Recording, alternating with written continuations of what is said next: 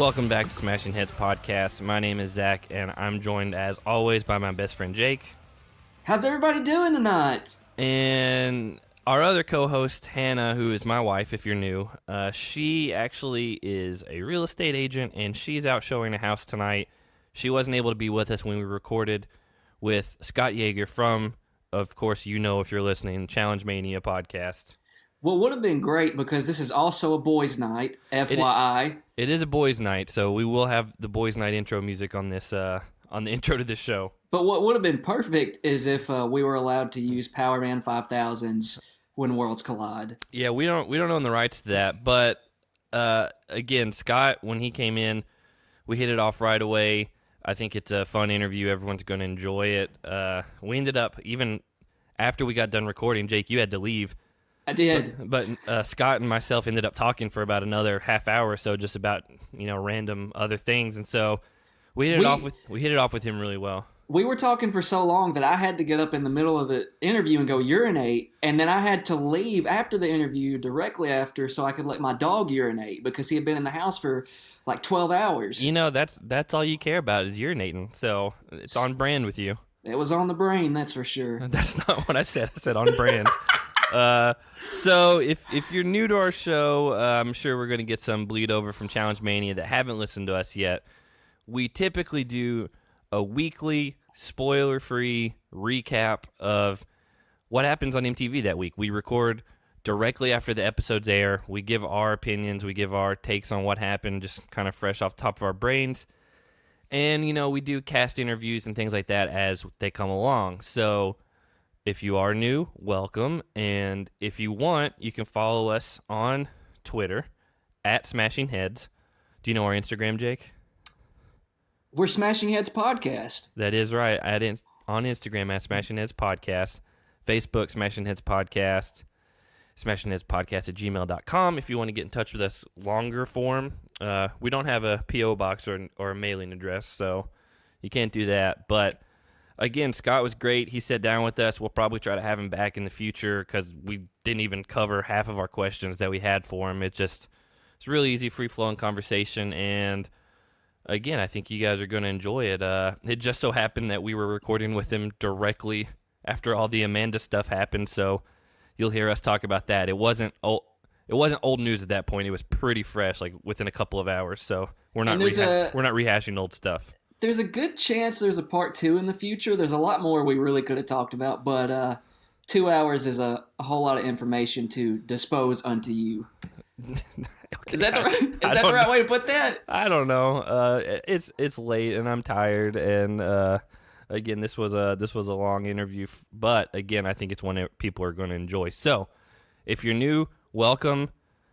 If you're old, welcome back, and we appreciate you listening with us, and we will see you hopefully soon. We got a couple things in the works, so we'll see you later. Hey, have a good night, everyone. Or morning, depending on when you're listening to this. Of course. See ya.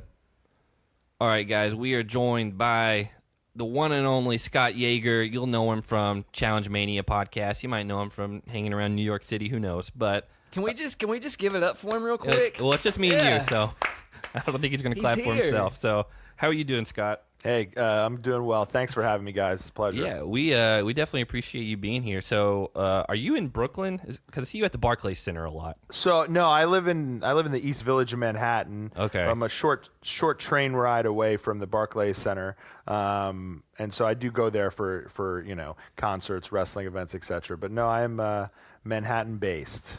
Are you born and raised there?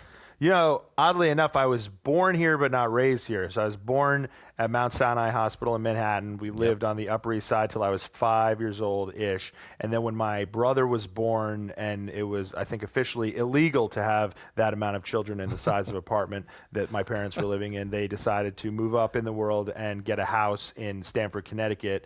And so I moved to the suburbs and grew up there. So I was born here, raised in Stamford, Connecticut, and then after college kind of, trickled back into New York City, commuting for a while when I was production assistant, PAing, I guess is what you would call it, and not being able to afford a place in Manhattan and taking the train in every day. And then eventually, when I was able to afford it, moving into the big city under the big lights. So you're in the part of Connecticut where, again, just the way that the industry works is people don't necessarily want to live in New York City, but they want to be close enough to be able to take the train in and things like that. A lot of times if they've got families, like I know a lot of comedians and actors, they'll live in random little places in Connecticut and just kind of go into the city as needed. So I'm assuming you weren't too far out. Well, yeah, so I grew up in Stamford, which a lot of people will know as the headquarters of the WWE.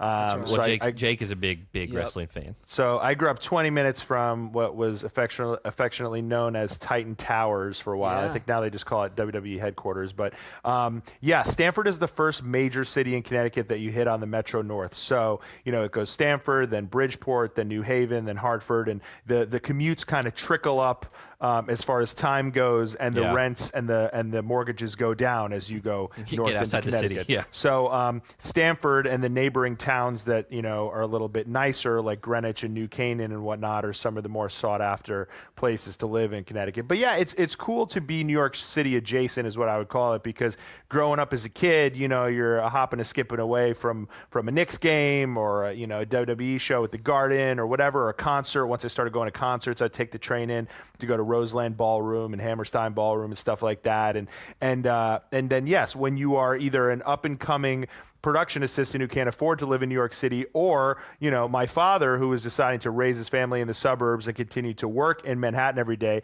it's a 44-minute train ride from Stamford. So actually a shorter commute than you get some of the far out places in Brooklyn. So yeah, that's not too bad, honestly. Yeah, it's not bad at all.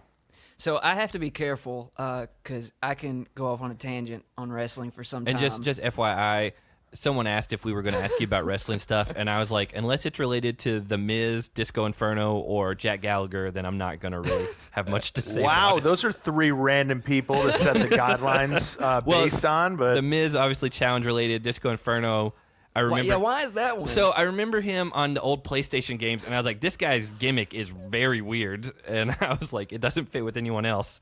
Because, again, that was in the era of, like, Diamond Dallas Page and Sting and all that stuff. He runs a strip club now, I think. That doesn't surprise me. So, certainly was not the Disco Inferno era of wrestling. But and the third one was who? Jack Gallagher? Jack Gallagher, because so Jake makes me watch the Royal Rumble every year. Right. It's the one pay-per-view I'll watch because amazing. I give him one, and so this weird pale British guy with an umbrella comes out here, and I was like, that's my new guy. That's who I want. You like Sami Zayn too because of the ska music. I like Sami Zayn because he does have a ska intro. Yeah. But And he wears a beret. I didn't know that. I'm not that well, involved. so let me tell you about the Royal Rumble. So the Royal Rumble, I recommend to anybody, even if they don't like wrestling, because what the Royal Rumble is, and depending on how you watch it, and for your listeners now, I'm going to do them all a favor. If you've never done this, this is what you need to do. You need to get with any amount of friends. You can do it with 2 people. You can do it with 30 people. And you divide numbers 1 through 30 between however many people you have. So say you have 6 people sitting around drinking beer, watching the Royal Rumble. You put 1 through 30 in a hat. You each randomly draw 5 numbers. And then so you'll have, say, number 2, 8, 21, 27, 29, and 30. And so whoever comes in at those numbers, those are your guys. And if you picked the person who ends up winning, you win the pot. So you each put in $20, $50, $100, whatever. And it's essentially a lottery, but instead of a lottery where you just sit there reading numbers off a ticket, you get to watch these people come out with entrance music and cheer them on while they come out with umbrellas and dance around. And it's a lot of good fun. No one who I've recommended that to has said that was boring. I hated that. Well, and that obviously makes it fun for the non-wrestling fan because now you're invested. And I would be more invested for sure. Well, and you won't know how little of a chance you have because someone will come out at number 6 and it'll be like a big jacked up dude and you'll be like, awesome, I have Snitsky, I'm going to win. And like the wrestling fan next to you is like laughing because he's like, first of all, no one's going to win at number 6. And secondly, that guy's a jobber. But to you, you're just going to see like big jacked up dude and you're going to start rooting for him because you don't know how little hope you have with certain guys. Whereas like any true wrestling fan knows that in a given Royal Rumble, there's like at most 9 people who even have a chance of winning. And among them, the real insiders already know that it's really going to be like 1 of 3 people. So someone like yourself who's going in blind, like you would have like a truly magical experience watching one of these things. So I'll say we've done this for like the last 4 years. And we're going to do it again here in a couple of months. I think I've watched SummerSlam or something else like that with him before. But like I'm familiar enough with the wrestlers that I'll pick. Like obviously, I'm gonna cheer for the Miz because I knew the Miz back before he was a wrestler, and so I like. You like the New Day, right? I like the New Day. I called them the New Deal, like their HDR or FDR for a long time, and so like I know who wrestlers are, and like I'll generally know, especially the ones that are doing the Royal Rumble, but I'm You're doing just fine. I'll say to you about wrestling what I say to people about the challenge, and this is a way to tie it back in, but I also mean it, is that, if you're at the point in your life where whether you're a wrestling fan or not, I'm not going to try to change your mind at age 25, 30, 35, or whatever. If you're just not a wrestling person, you're not a wrestling person, and I'm sort of cool with that. I'm done. In my middle school days, I might have tried to talk you into it and sell you on it, but you kind of know whether you can suspend disbelief and laugh at stuff to that degree where you enjoy it. Same thing with the challenge. Like my friends get really excited about what we're doing with Challenge Mania, and they're like, "Oh, this is great. I'll try to listen to the podcast or I'll try to watch the show." And I'll just go, "Hey, if you like the challenge, you'll love our podcast. Check it out. That'd be great. Let me know what you think. If you don't, no need to listen to our podcast. It's not going to transcend the fact that you don't like reality competition shows. Like if you only watch, high prestige drama, if your favorite show is The Crown,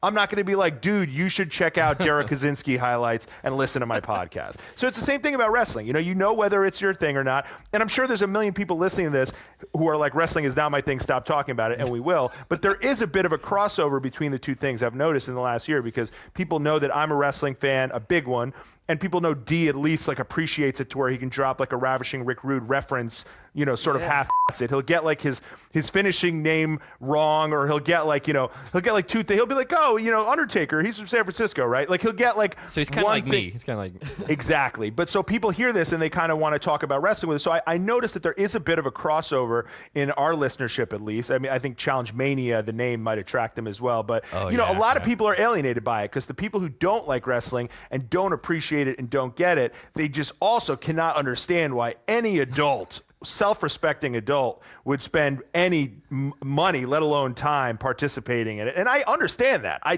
totally get it, that if it's not for you, it's one of those things where you lose respect for people when you see how into it they get. I totally get that. Well, and you mentioned the age you're at, and this is how I kind of want to tie it back in, because I think there's this deal now, right, with what the challenge has become compared to what it used to be, and I think the same. So I haven't watched wrestling in months, actually. I grew up on it as a kid.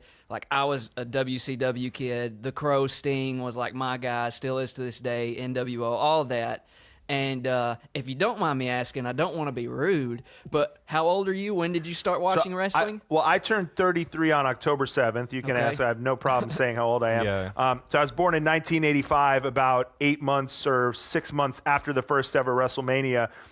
I don't know exactly when. I think I started watching wrestling when I was 3 or something like that. I was super into it all the way up until high school. And then there was this pivot point in the middle of high school where I just kind of, there was an inferiority complex about oh, it's not cool anymore. I'm into this too much. I kind of need to pivot and kind of get more into movies and music and this and that. And so for kind of the end of high school bleeding into college, I would follow it from afar, but I almost never watched it. And I was kind of too cool for school, and kind of it existed kind of in the ether. And I always kind of knew what was going on, but never did I watch from week to week. And then something happened post college, around the time they came out with the WWE Network, and my nephew was born, and he was getting into it. And I think something happened where I kind of realized, well, I don't really give a shit what other people think. Sorry about the curse word. I don't really care about what other people think. And there's nostalgia thing wavered over me, where I started watching it in a different way, where it was you know what? I appreciate that I enjoy this. I have all this built-in knowledge from being a kid and watching it. Why would I kind of just throw that away? Now, I'm with you. I'll go months without watching an episode. Yeah. I do stay kind of plugged in. I listen to a lot of wrestling podcasts, just because I do think that the way we watch wrestling, or at least the way I watch wrestling, is similar to the way that, you watch a show like The Challenge, and the way that the real deep divers enjoy watching The Challenge. There are people who watch The Challenge every week, and all they do is watch The Challenge. They turn it off, they put on something else, and that's their investment. But there's a lot of people who go on Reddit. There's a lot of people that go on Twitter who follow all the challengers, who know who they're dating in real life, who listen to Challenge Mania, who listen to Smashing Heads, who want more, who want to know the inside stuff, who want to know why challenge gods are making certain decisions and how the show is made. And they want to know the story about how, oh, wait, Paulie and Natalie actually were losing a competition to Johnny and Tony ceremony that they had to redo. You know, there's people who just watched that episode, saw them lose, and have no idea about the behind the scenes thing, and they're completely content with that. And for me, with wrestling, it's similar, where it's like, I'm a deep diver. You know, I'm interested, you know, and I explain this to non-wrestling fans because they're like, do you really care who wins? Do you really think that this person's better than this person? And I go, what I'm rooting for is this meta thing where I'm rooting for, sure, I'm cheering on wrestler A to beat wrestler B. So I'm cheering on Seth Rollins to beat John Cena. But I'm really cheering on 3 Jewish guys in an office deciding that Seth Rollins should beat John Cena. And I'm cheering on the decision-making and the ambition and the surprises and making me, you know, appreciate what they do creatively. Now, I'm never actually meeting any of them, knowing their names or anything like that. I'm watching it play out in audience form, and I'm playing along with the deal, and I'm chanting their names and singing their songs and this and that, because that's how a good, clean audience member participates. But really, I'm watching it the same way I would watch a movie or a TV show and root for the characters I like to surprise the characters I don't like, root for deaths on Game of Thrones I didn't see coming, root for sick action sequences. It's the same thing. You're just doing it in the wrestling world, or with the challenge, you do it in this way too. You're rooting for these real life storylines to play out on TV. You're rooting for people to, you know, tweet things to other people that you weren't expecting, or, you know, bonds to be forged that you didn't know would happen, like when Marie and Cara are on the Final Reckoning and become friends before our eyes and stuff like that. So I do think the viewing experience is very similar between the two things, and not limited to the challenge. I think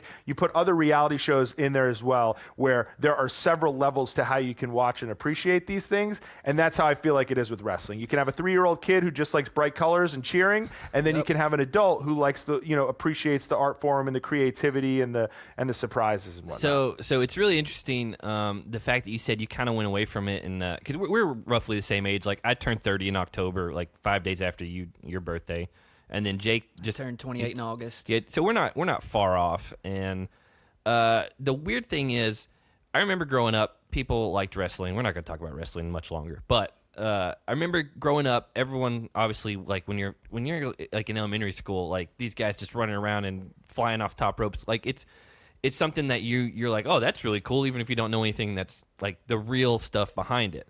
Now, the weird thing is, like, it follows your kind of time frame where I went years without hearing anyone talk about wrestling. Like, and I have very close friends now who are really into it. Like, not just Jake. Like, some of our other friends are very into it.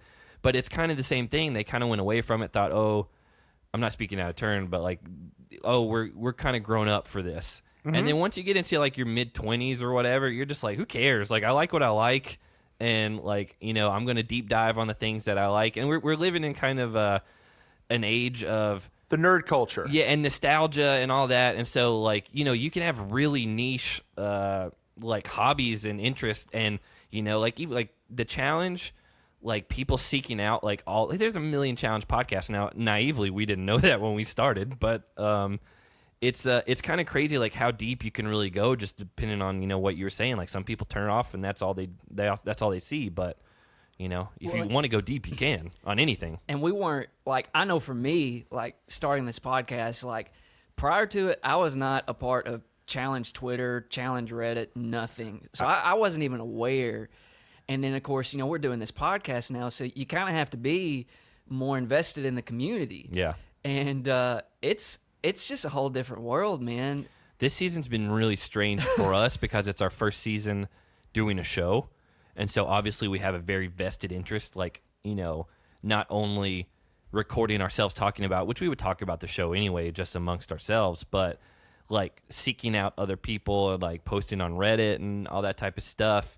And so, you know, we're probably a little biased about this season. How did you feel about this season overall? Well, first, I would love to ask you guys, I don't know if you've talked about this on your show before, but what made you guys start the Smashing Heads podcast? So I'll speak on that real quick, and I'll let Jake, you know, chime in whenever he feels like. But so we knew of your podcast because obviously, you know, Derek, we were aware of Derek. I mean, I'm not trying to say anything disparaging about you, but I didn't know you before I started listening to the podcast. My wife barely knew me, so you're good. So, you know, we knew Challenge Mania, and I had listened back in the day to the No Quitters, like the Barstool one, and I didn't really honestly vibe with those guys. Like, I was just at the point to where I was like, oh, someone else likes the challenge. Like, that was a new thing to me. And so I didn't know about all these other podcasts out there, like, Logan with like Rotten Bananas and, You Killed It and all these other ones. And we just were at the point where, I think our shows are different enough. You guys always get, big name people.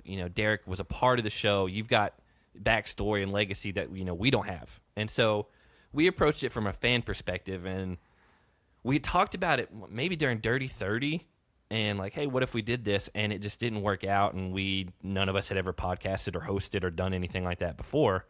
Like I do graphic design and video stuff for work, but not audio recording, And so we just were like, hey, our take might be a little weird because me and Jake both started watching around the same time, maybe like 15 years ago, like with The Miz, like that era. And then my wife, she started, I think her first season was Battle of the Bloodlines.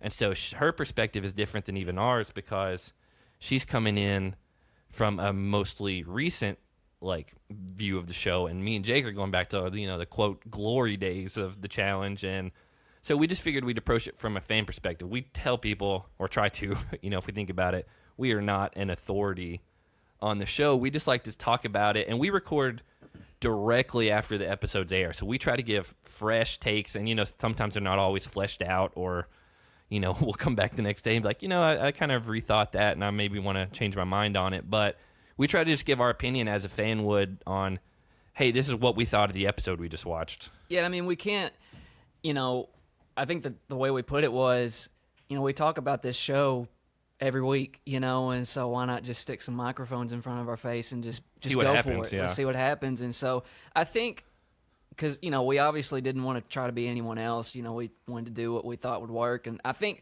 the thing that makes us work as well as we do is because we do have that chemistry. Like, me and Zach have been best friends for... Oh, we've known each other our whole lives. Yeah, and of course, Hannah, there's obviously that chemistry there with her and Zach, and I've known Hannah 4 or 5 years now, and I'm married to her. Yeah, so, so there's just like we just are able to, it's not 2 people or 3 people stuck in a room that met each other 2 hours ago, or just found each other on like a forum. Like we have a rapport with each other to where we can riff on things and find each other funny, and it's not just like we're facts only, And we don't take ourselves too seriously either. So. Do you guys enjoy just kind of, like you said, riffing on the episode that was the way you guys would have been doing it before, more or less, or as much as you enjoy interviewing cast members? Do you feel like sometimes you get a little bit tied down to having to service questions and their narrative and their story when you kind of just want to be like, yeah, so what'd you think of what happened on Tuesday? Like what is your among the things you guys have done in the last year? Sorry, I'm not trying to flip this on you guys. Hey, I'm fascinated because people I think it's so funny that people assume that, if you are in podcasting or any sort of field, that you need to just by default be anti anyone else who's doing what you're doing. And I think it's the exact opposite. I think high tides raise all ships. And to me, the idea that there are more challenge podcasts out there only makes the fact that we have a successful challenge podcast more of an achievement. To be de facto the number one challenge podcast out of one challenge podcast. That's not really, that's lame. So I mean, when I hear that you guys are starting one up, or Logan's got his, and the Reality Bites Back, and and you've got the Saniac podcast, you've got all these podcasts that are doing it in their own way. Some of which are actually just talking about the show the way they'd be talking about it with friends, which is great because myself and Derek, even when we do that, and we do a version of that over at our Patreon site, which, we're still, we're a year into this thing, and, we have a lot of different forms of content that we put out in a lot of different ways. We have our iTunes, free episodes that tend to, at this point, 90% of them are our long form interviews, the sort of bread and butter that I think people fell in love with Challenge Mania. Yeah. Now, when we decided, hey, we're starting this Patreon, we got to keep the lights on here. What are we going to offer these people to where they feel they're getting bonus content? I did a little bit of not focus grouping, but reading feedback, and I noticed people complaining about the length of our intros, and we don't care what you guys thought about the we've episode. we've heard that We've one. heard that many You know, times. get to the Veronica interview. We don't really care what you guys thought. So I go, okay, well, if the people who are tuning in for the guests don't necessarily want to hear our long form chit chat about what happened on Tuesday, maybe the people who are supporting our podcast do want that. So we've offloaded our kind of episode commentaries, is what we call them, onto the Patreon site. Yeah, and that's where people can get those and whatnot. And then still, to be honest with you, you can never win them all. You can't please anybody. We get people who say, I stopped listening to the iTunes podcast because all you do is interview guests and you never talk about the episode. So you really, it's, half a dozen in one, six in the other. Oh, yeah. But, Yeah. I bring that up to say that even by nature of our show and the fact that Derek is a past cast member who's, has performed on the show as recently as 2 seasons ago, and has a working relationship with these people. And that provides, a look at this stuff that, again, you guys are not going to be able to have unless you somehow bring in a co-host who's been on the show. And I will never have, when I'm just talking about the show myself. But by doing that also, that's sort of by nature always what our show is. Our show never is really just two people sitting around talking about the show. They'd be talking about it otherwise, because we'd be doing a disservice to our audience if we just for an hour pretended that Derek wasn't on the show. That would make no sense. That'd be very weird. If I was like, Derek, so hypothetically, what would you do if you were in this battle with a British guy and you were in wrestling? I mean, I know that would never happen, but if that did happen, do you think you would win? That doesn't make any sense. So all of our podcasts, even the ones that are just me and D, turn into a de facto interview between me and D, and that's sort of, a lot of people tune in for that. But, it must be kind of liberating for you guys, like you said, to just always be talking about this show, or at least when you don't have a guest on. I know you guys have had some great guests as well, but when you don't, it's got to be liberating to, again, just be, two guys and a gal talking about this show the way you would do even if the lights weren't on. Yeah, so that's basically the way we approached it. And, I was going to, if you didn't say the quote, I was going to say it because I know Wes said it on your podcast, the whole rising tides raise all boats. And so, yeah, I think you guys definitely have your unique perspective on things just by default based on, Derek was part of the show. It is what it is. If like you said, if you ignored it, it'd be very strange. And so we were trying to approach it from, again, what would it be like if we were just talking about this on our own? However, we have kind of before we never took notes on the show, we weren't watching hey, let's make sure to talk about this. So it is different for us. I do like the format of us just sitting down and just going for it. We don't edit our weekly episodes at all. We record them and then we put an intro and outro on it, and then it's up that night. Now our interviews, we definitely edit and, do some special things with those, but the interviews I still get nervous about, because we don't have any background in interviewing or journalism. I went to school for television production, but it was behind the scenes. It wasn't on air talent or anything like that. And so I do like the format of us just sitting down and being able to talk, because it's fun for us. And the number one compliment we've gotten, not trying to toot our own horn or anything, was people say oh, I feel like I'm just in a room with friends, just talking about the show. And we try to say up front, we're fans. We're going to probably be biased on some things just based on what we watch and how the edits play out to us, because we don't have the inside knowledge on a lot of this. And, the interviews with the cast are different because, while you're recording with them while the season's happening, they're not allowed to talk about certain things. And, you just get into all that, which I'm sure you're used to as well.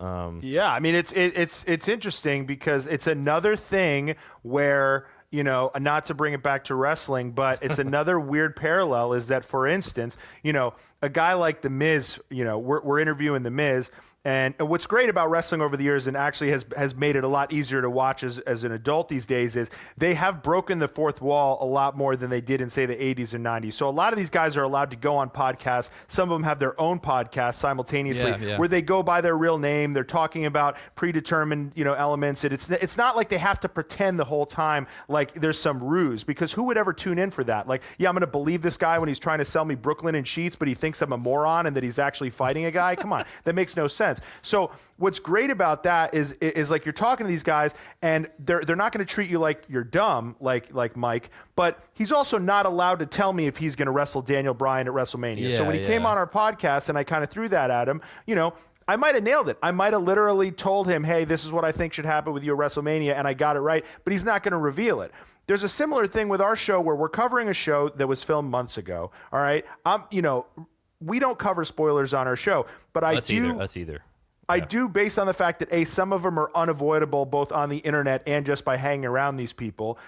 If you don't spend time with challenge folks, you wouldn't know this, but all they talk about is the challenge. Whether you were there or not, and whether you want it spoiled for you or not, it will get spoiled. If you're like hanging out with these folks at a bar, that's what they like to talk about. And because they like to vent and they want to get your opinion on stuff. So it's funny, my wife sometimes, we'll be, having dinner with some challenge folks, whatever, and they'll just like kind of throw something out there and Lindsay will give her 2 cents or whatever, but then like a few minutes later, she'll look at me and she'll be like, well, I guess I know what happens there, and it's funny but on the podcast, I try to do this meta thing where I want the experience of you listening to our podcast to feel like I'm watching this stuff for the first time with you guys. And I really am. I am watching it play out in detail in a way that I don't know exactly what happens. But some of the broad strokes, I'm aware of what's going on. Yeah. But when we cover them, I do try to cover them as if, I didn't know what was going to happen. And that to me is like there's a little bit of wrestling lore there, in the idea that like, someone might come on a podcast and talk about, Sunday nights, me and Daniel Bryan, 2 out of 3 falls, we'll see what happens when like he kind of knows what's going to happen. So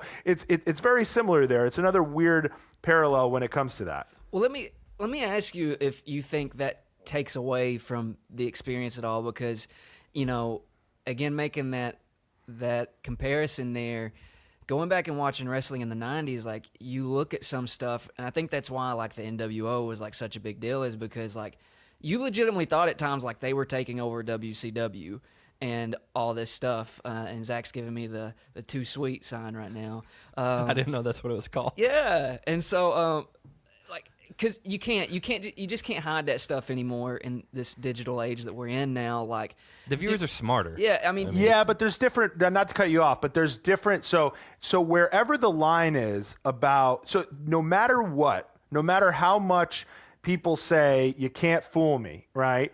There is something that could happen where you would think, oh my God, was he supposed to say that? Oh my God, did they really cut his mic? Oh my God, do you think that? I'll give you an example.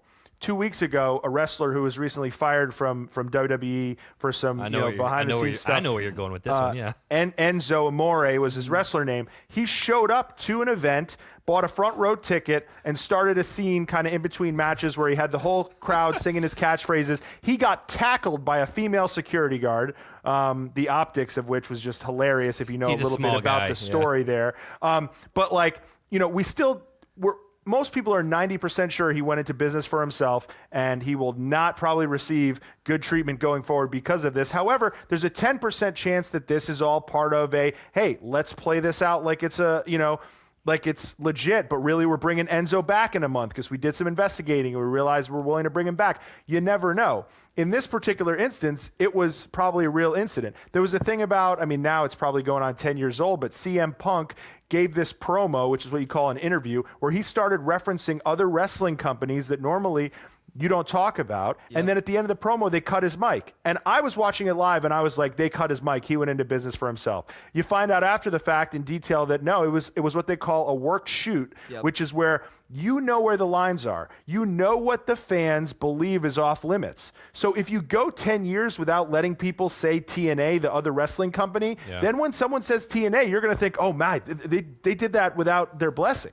But if it really was done with their blessing, they fooled you. So the writers are getting smart. Like just the people, like production is like, acknowledging. It's wherever the line is. You know what I mean? Like, 30 years ago, we believed everything. Now we believe next to nothing, but there's still certain things that you're like for instance, everybody knows in the WWE now, you are not allowed to hit someone in the head with a chair anymore. And it's a great rule that they've instituted because of what we know about concussions and CTE and all this stuff. It is a rule. It is not up for debate. It is not, you will never see someone hit someone in the head with a chair, right? If for some reason they decided, okay, we really want a huge pop here, I'll give you, last year there was a thing where Kevin Owens headbutted Vince McMahon. And for a second there, you're like, was he supposed to do that? Because you know that you're not supposed to hit people in the head. But Vince McMahon was like, damn it, hit me in the head. He busted him open too. Exactly. And these are the things that they can use because when you put the time in to make somebody believe that this is how it goes, you have the only one chance to fool us, because now next time he gets headbutted, we're like, all right, he'll take a headbutt. We get it. But you do still have the chance to fool people, even though we believe everything. So, I will say that the suspension, the having to kind of talk about these things when you know what happens, or having to watch these things knowing what happens, I still am able to watch it with a lens of, I don't know no one gives me a transcript of what was said. I might hear like, oh, Paulie goes off the handle and does this or whatever. I don't know till I see it exactly what he said or did. A lot of these things, I don't know exactly how bad they are until they play out. I mean, this fantastic finale we just had with Hunter and Ashley, it's like, I may have heard about it in the moment from Hunter. No matter how he described it to me then, when I saw it play out on TV, it was 100 times worse. So it's one of those things where, does it ruin it for me? No, not in any way, shape, or form. But I will say, as a podcaster who's putting out this content on a weekly basis, we're bringing in a lot of the cast members who, like you said, are still involved in the season that's on and in the season that's coming. Dee and I work really hard not to step on any toes with the quote unquote challenge guys. We do that for the listeners because the better they look at us and the happier they are with us, the more guests we'll get, the more leeway we'll get, the more they'll embrace our content, they'll retweet it, and we want that to be the case. So we don't want to spoil anything even by accident. And I'll be honest with you, I might predict something by accident that happens to be exactly what happens. And then good luck explaining that to them. You know what I mean? I'm just brilliant, So I'd rather know. And being able to program and put somebody on a couple days after they go home, or make sure we're not putting somebody on right before a huge moment that they won't be able to talk about because it hasn't happened yet. These are things that make our content more fruitful and make it make more sense. And to do that, we do kind of have to be let behind the curtain a little bit. So, it's something where it's kind of a trade-off. Does it affect was it fun to watch these things and have no idea what happened? Sure, but, it wasn't as fun as, hosting a podcast and getting to tour the country with all these folks and have half of them become my friends. So, it's a nice trade-off. So let's talk about this season and the amount of fun that one may or may not have had watching this season, because what this season was essentially was the culmination of the previous two.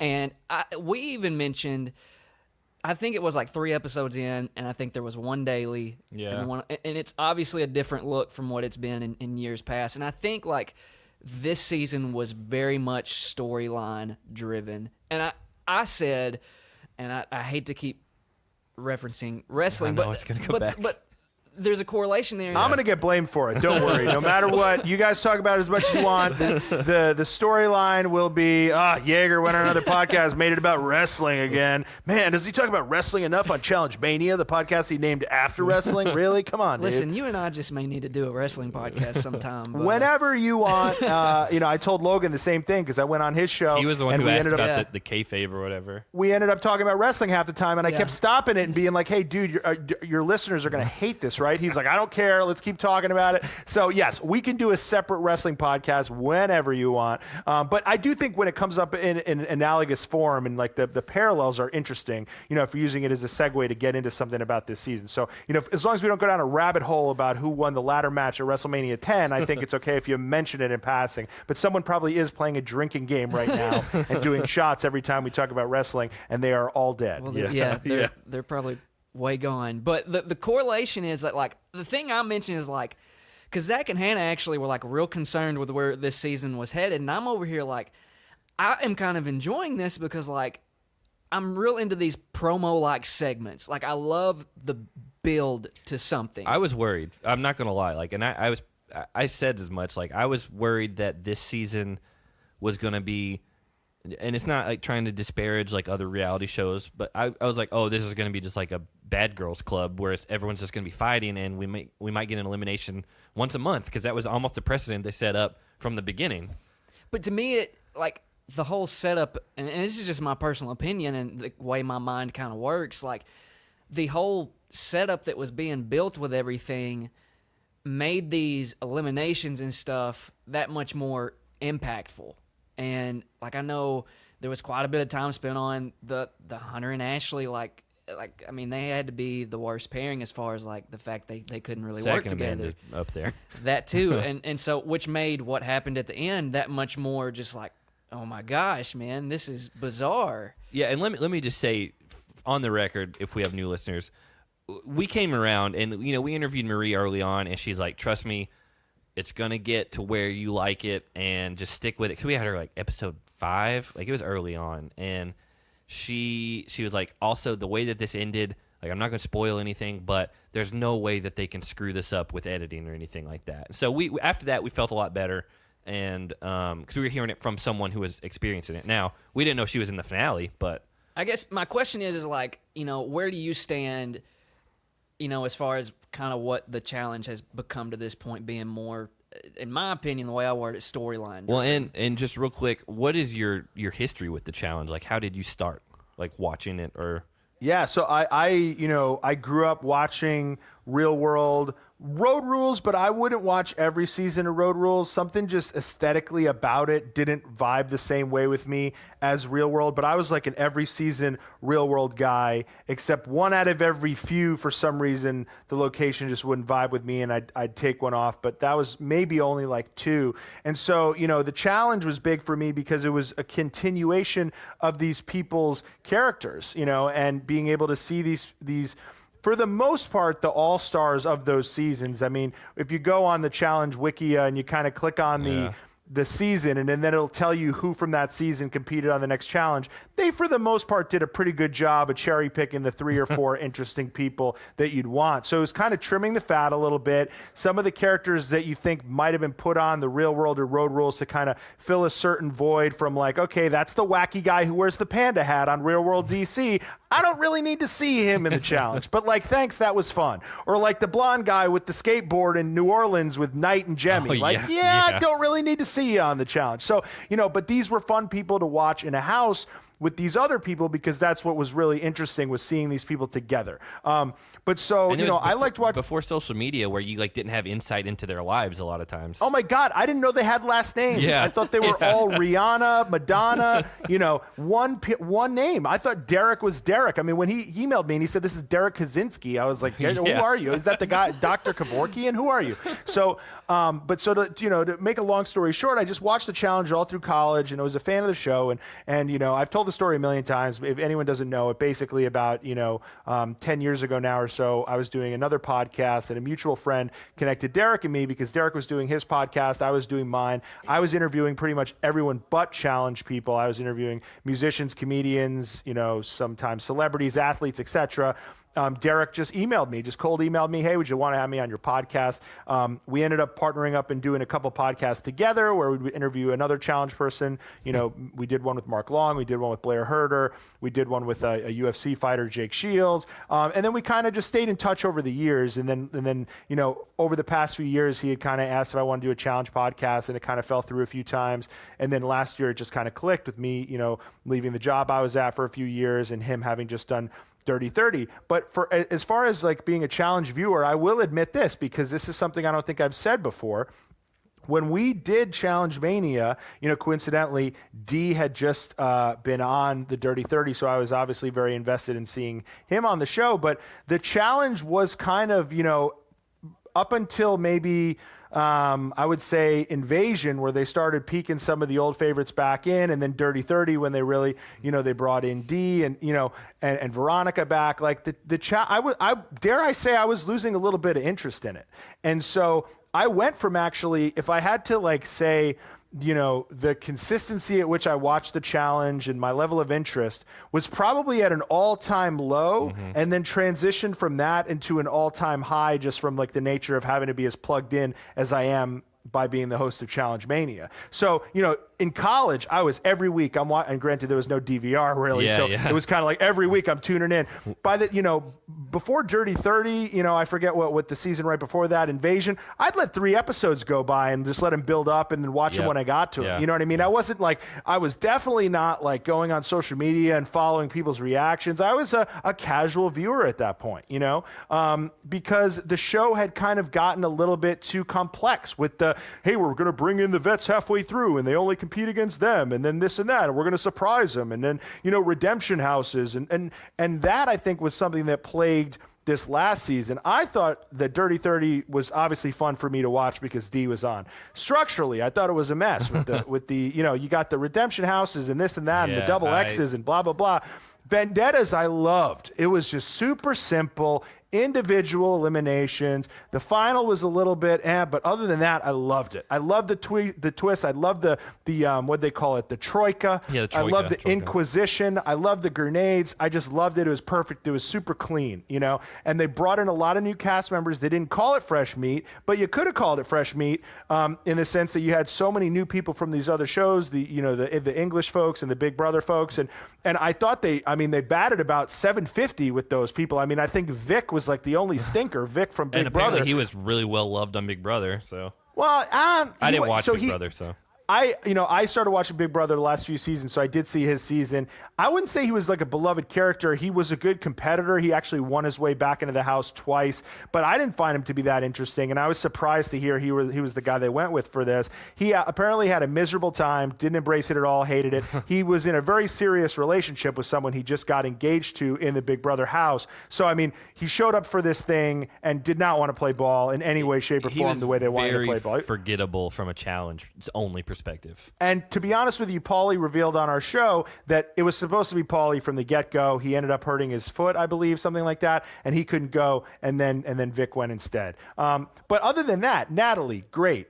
Cam, her first season, great. We love Cam. All the British guys, including Rogan, who goes out in 10 minutes. We had him on our podcast. His back. He's hilarious. I mean, the guy is really hilarious. And, do not follow him on Instagram if your wife looks over your shoulder and you think she might leave you, because she will. The guy's Instagram is just unbelievable. But then Joss, obviously, who's great. Kyle, who's been great TV. You throw Kaylee in there, who, you got to, some people, myself included, have issues with some of the stuff that she's done, but she's been, a great cast member from that standpoint. Melissa, who obviously went home too early on the Final Reckoning, but she was great too. So I thought Vendettas was perfect. Now, the follow-up with the Final Reckoning, the only thing I really have a complaint with was, again, the same thing that get too cute with some of these twists and the format. Yeah, 100%.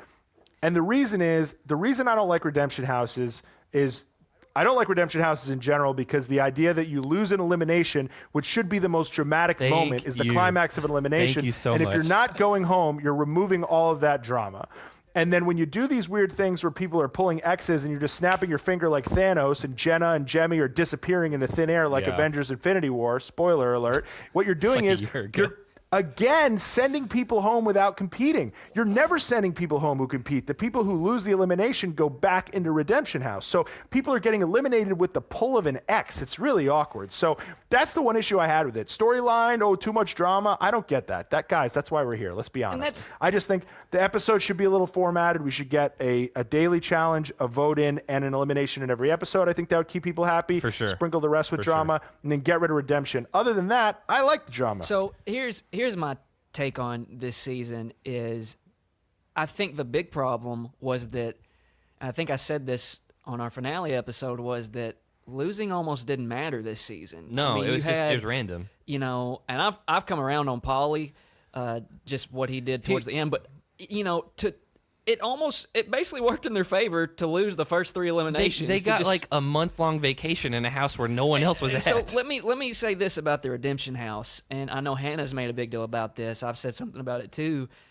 If there's going to be something like the Redemption House, it has to contain aspects where you're legitimately like suffering. You have to want to get out of there. Similar to like Invasion of the Champs, where they were like on like a shack on the beach beforehand. Or what they've experienced on like the island years ago, where it's just not very good conditions. You're living in this terrible tent, and bugs are eating you alive, and food is scarce. I mean, let's make them starve or something. Yeah, Scott. Didn't it look like they were all just hanging out like in a dorm? And whenever someone walked in, they'd all just like come to the door. They'd be all excited. They'd be all happy. Oh, how crazy is that? Now you're coming to hang with us. And the other thing is, like, they got to go out. Like, they would go to the clubs or the bars or whatever. And it's like, man, so Paulie and Natalie lost 3 eliminations in a row. But who cares? Because they just get to hang out and keep going back. Like that was my big problem with this season. A lot of people people don't love the fact that they essentially lost 3 times and then end up playing their way into the final. I'm one of them. I'm not gonna lie. I'm one of them. Like from a viewer perspective. But the flaw is in the system. Yes, that's it. I will agree with that. Don't hate the player, hate the game. Booker T, yes, Here's sir. what I'll say: in a system where that is what happens, you can't fault them for that being their circumstance. In fact, someone was going to, I guess hypothetically the people who are anti that narrative that they got, would have been easier if, say, everyone kind of went into the redemption house, won one, lost one, won one, lost one, and then by the end of it, we didn't have any redemption house presence, or the only person who made the final out of redemption were like the last people to go in or something. Yeah. I don't really know because, to be honest with you, it's like it was fair game for everyone to be in it. They were in it over and over again. They did lose, but, there's the randomness of having to pull the X. And it's like, what are you going to do? They then get back in the game by winning a really tough elimination against Kyle and Brad, where Natalie got thrown on her butt and had bumps and bruises and scars for the next 15 interviews I saw her doing. And then they get back in and win 2 dailies, I believe, get back in sort of the I wouldn't say the driver's seat, but they're not really getting tossed in left and right. And then finally, to win their way into the final, they beat Bananas and Tony in, we have heard a little bit of the behind the scenes there, but I don't care. They still beat him in what was a really tough sort of Survivor-style elimination with the endurance at the end where she had to hold her arm up for 5 hours. To be honest with you, I'll say this. You talk about them losing 3 eliminations. They had to play and win and compete more than almost anyone in that season. You had people on that show who barely competed at all. Hunter and Ashley won that initial elimination to get into the house, and then I don't remember them doing a single thing. Well, Ashley quit a handful of dailies and stuff. Yeah, I'm not arguing that at all. So I get that because look, Paulie is a very polarizing guy. So I think that there's 2 segments of people. There's people who appreciate him, and then the people who don't, I think, are a little bit put off by how bombastic he is and don't want to give him any props here. But I think that, to be honest with you, to have kept a head on their collective shoulders throughout the season, made it as far as they did, and not let those 3 losses early tell them, hey, we don't really have a shot here. Let's just kind of go quietly, and going as far as they did and competing the whole way through, I give them props for that. Even though they did lose those 3 eliminations, that's not their problem. They didn't cry and they said, okay, you can stay. That's the way that they poorly constructed this elimination system. I 100% think the flaws with this season are on production and the way that they tried to get almost too cute with how many twists and turns we're going to throw for this the third part of this trilogy. I agree, and it's almost become a meta point for us.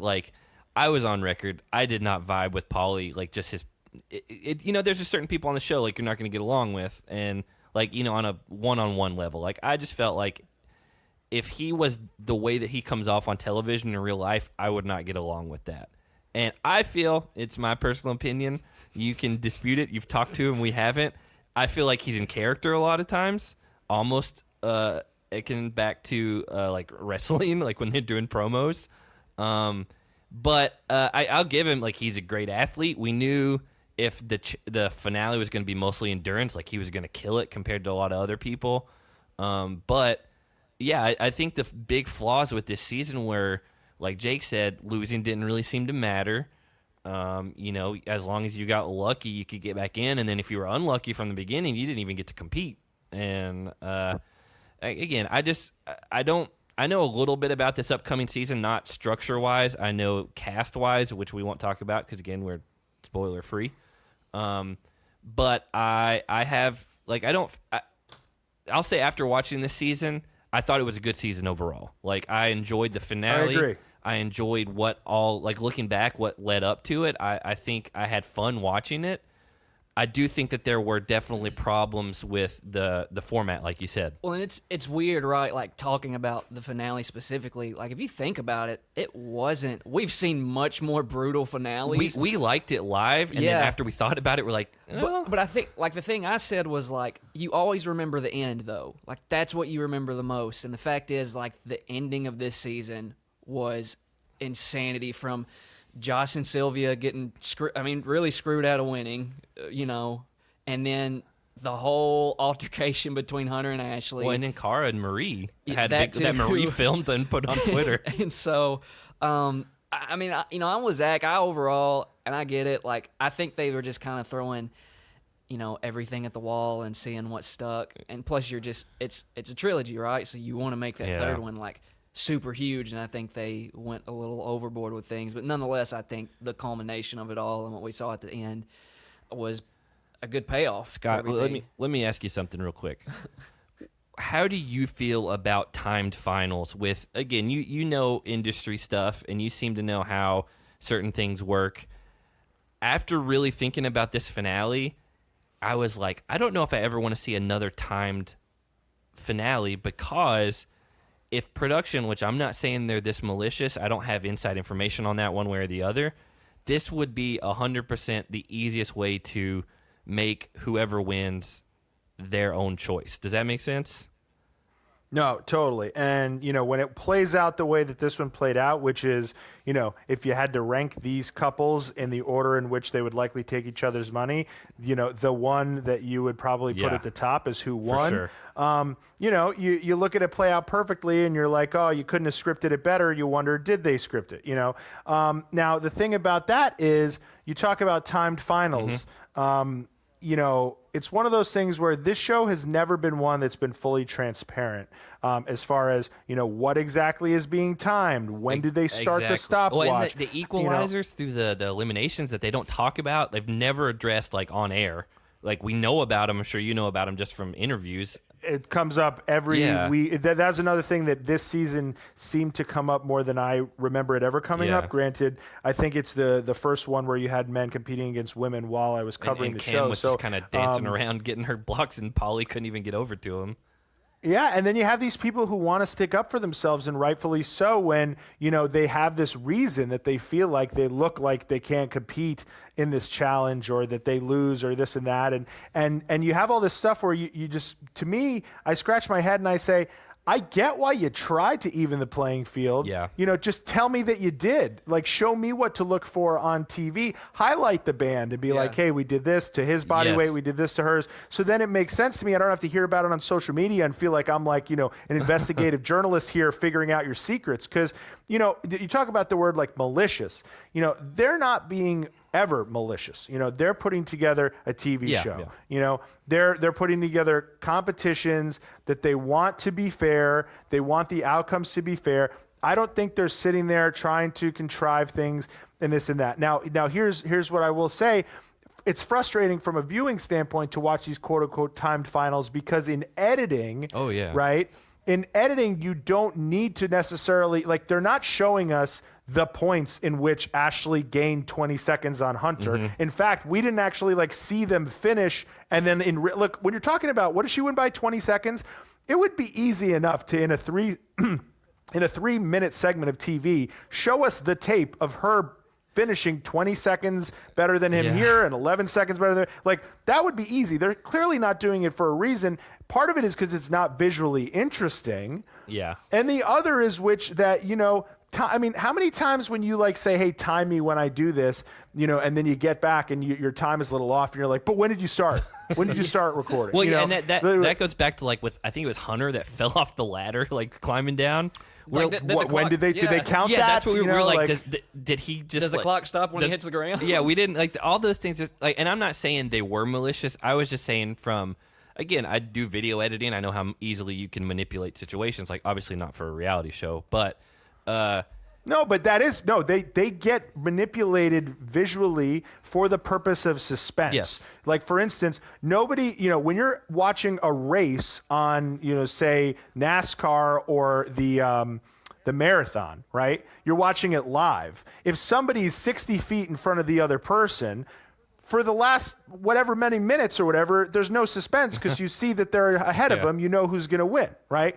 Now, when you watch a horse race, you can tell as soon as that horse pulls away, they're going to win. So at that moment, the suspense is over. When you go to see Seabiscuit, the movie, they're cutting away to a close-up of Seabiscuit. They're cutting away to the person in the audience. They're building the suspense. So you don't know that Seabiscuit wins until that last shot of them pulling through the ribbon. And that's what reality TV can do. They cover this stuff with a ton of different angles. They throw in music. They throw in commercial breaks. There's trickery. You don't have to, and when I say trickery, I just mean visual trickery. You don't have to show everyone finish every time. You don't realize what they're not showing you until the end when you realize, well, they never showed us in one shot Ashley finishing after or before Hunter where I could sit there with my iPhone and time it. And they didn't do that so they could switch up the results. They did it because it'd be boring at the end because you'd just be sitting there like, I did the math. Ashley won. Yeah, like I've noticed, I don't know if it's more so this season because we're taking notes on everything, but I have noticed more this season, like in the eliminations.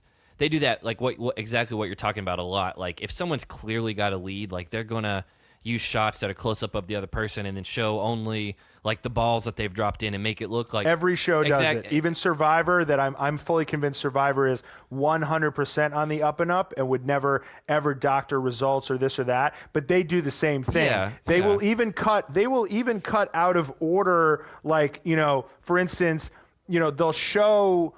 If you were on a wide shot, it would look like person A is like well ahead of person B, and they will show you like a clip of person B being further along to just visually make it look like they were closer for the purpose of drama. Because they're not making person B win, they're just making person B lose by less because let's be honest, we do want to have fun watching this. Yeah, now I think there are extenuating circumstances where like every once in a while someone just like blows someone out of the water in an elimination, and that honestly makes better television because you're just like, holy crap, I can't believe that happened. Like going back to Battle of Seasons, like when Big Easy just destroyed Wes, and like that's like Wes is one of my favorite people on the show, but that was good TV. But like what you were saying, every show does it, but if you're like a really tuned in viewer, you can watch and they're like, oh, they cut to Brad and Kyle right now, and it says they're like one behind, but if you look, like you could see, Shane and Nelson like really far ahead in the background. I mean, it's just they're editing like non-linearly. They're going out of order, but it does make better drama for TV. I get it. Like I'm not delusional in that. I understand that side of things. Yeah, I mean, I think the timed final is tough because what happens is that like you do want to end on something that's fairly endurance based, and the obviously running and climbing mountains and stuff like that is always going to be probably a part of these things. They become the most visually interesting when you get the chopper shots in there and the drone shots and whatnot. But I found, what I thought was the perfect mixture of both was the finale or the final for the Champs versus Stars 3 that we had this year.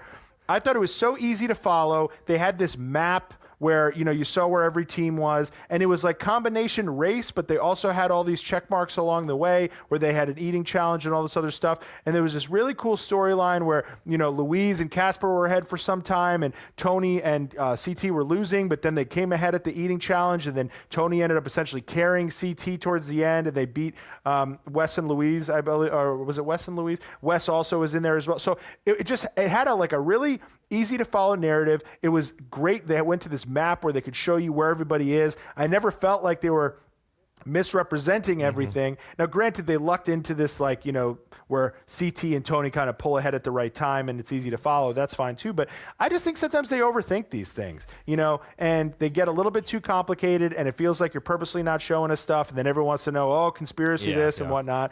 I just think, honestly, they should try to maybe recreate a similar format to what they did for that Champs versus Stars final, but maybe just up it a little bit. Maybe the conditions, maybe they're not just out on a field in the valley of California. Maybe they're, in Scotland in the mountains or whatever, or maybe they're, it's raining, or maybe they got to do double the amount of eating or whatever they got to do to jazz it up. I also don't think anyone's ever going to be happy with the final ever again, unless somebody dies or gets dropped out of a plane and the guy gets injured, like happened on Dirty 30. Yeah, I don't think anyone's ever going to be happy with these things ever again.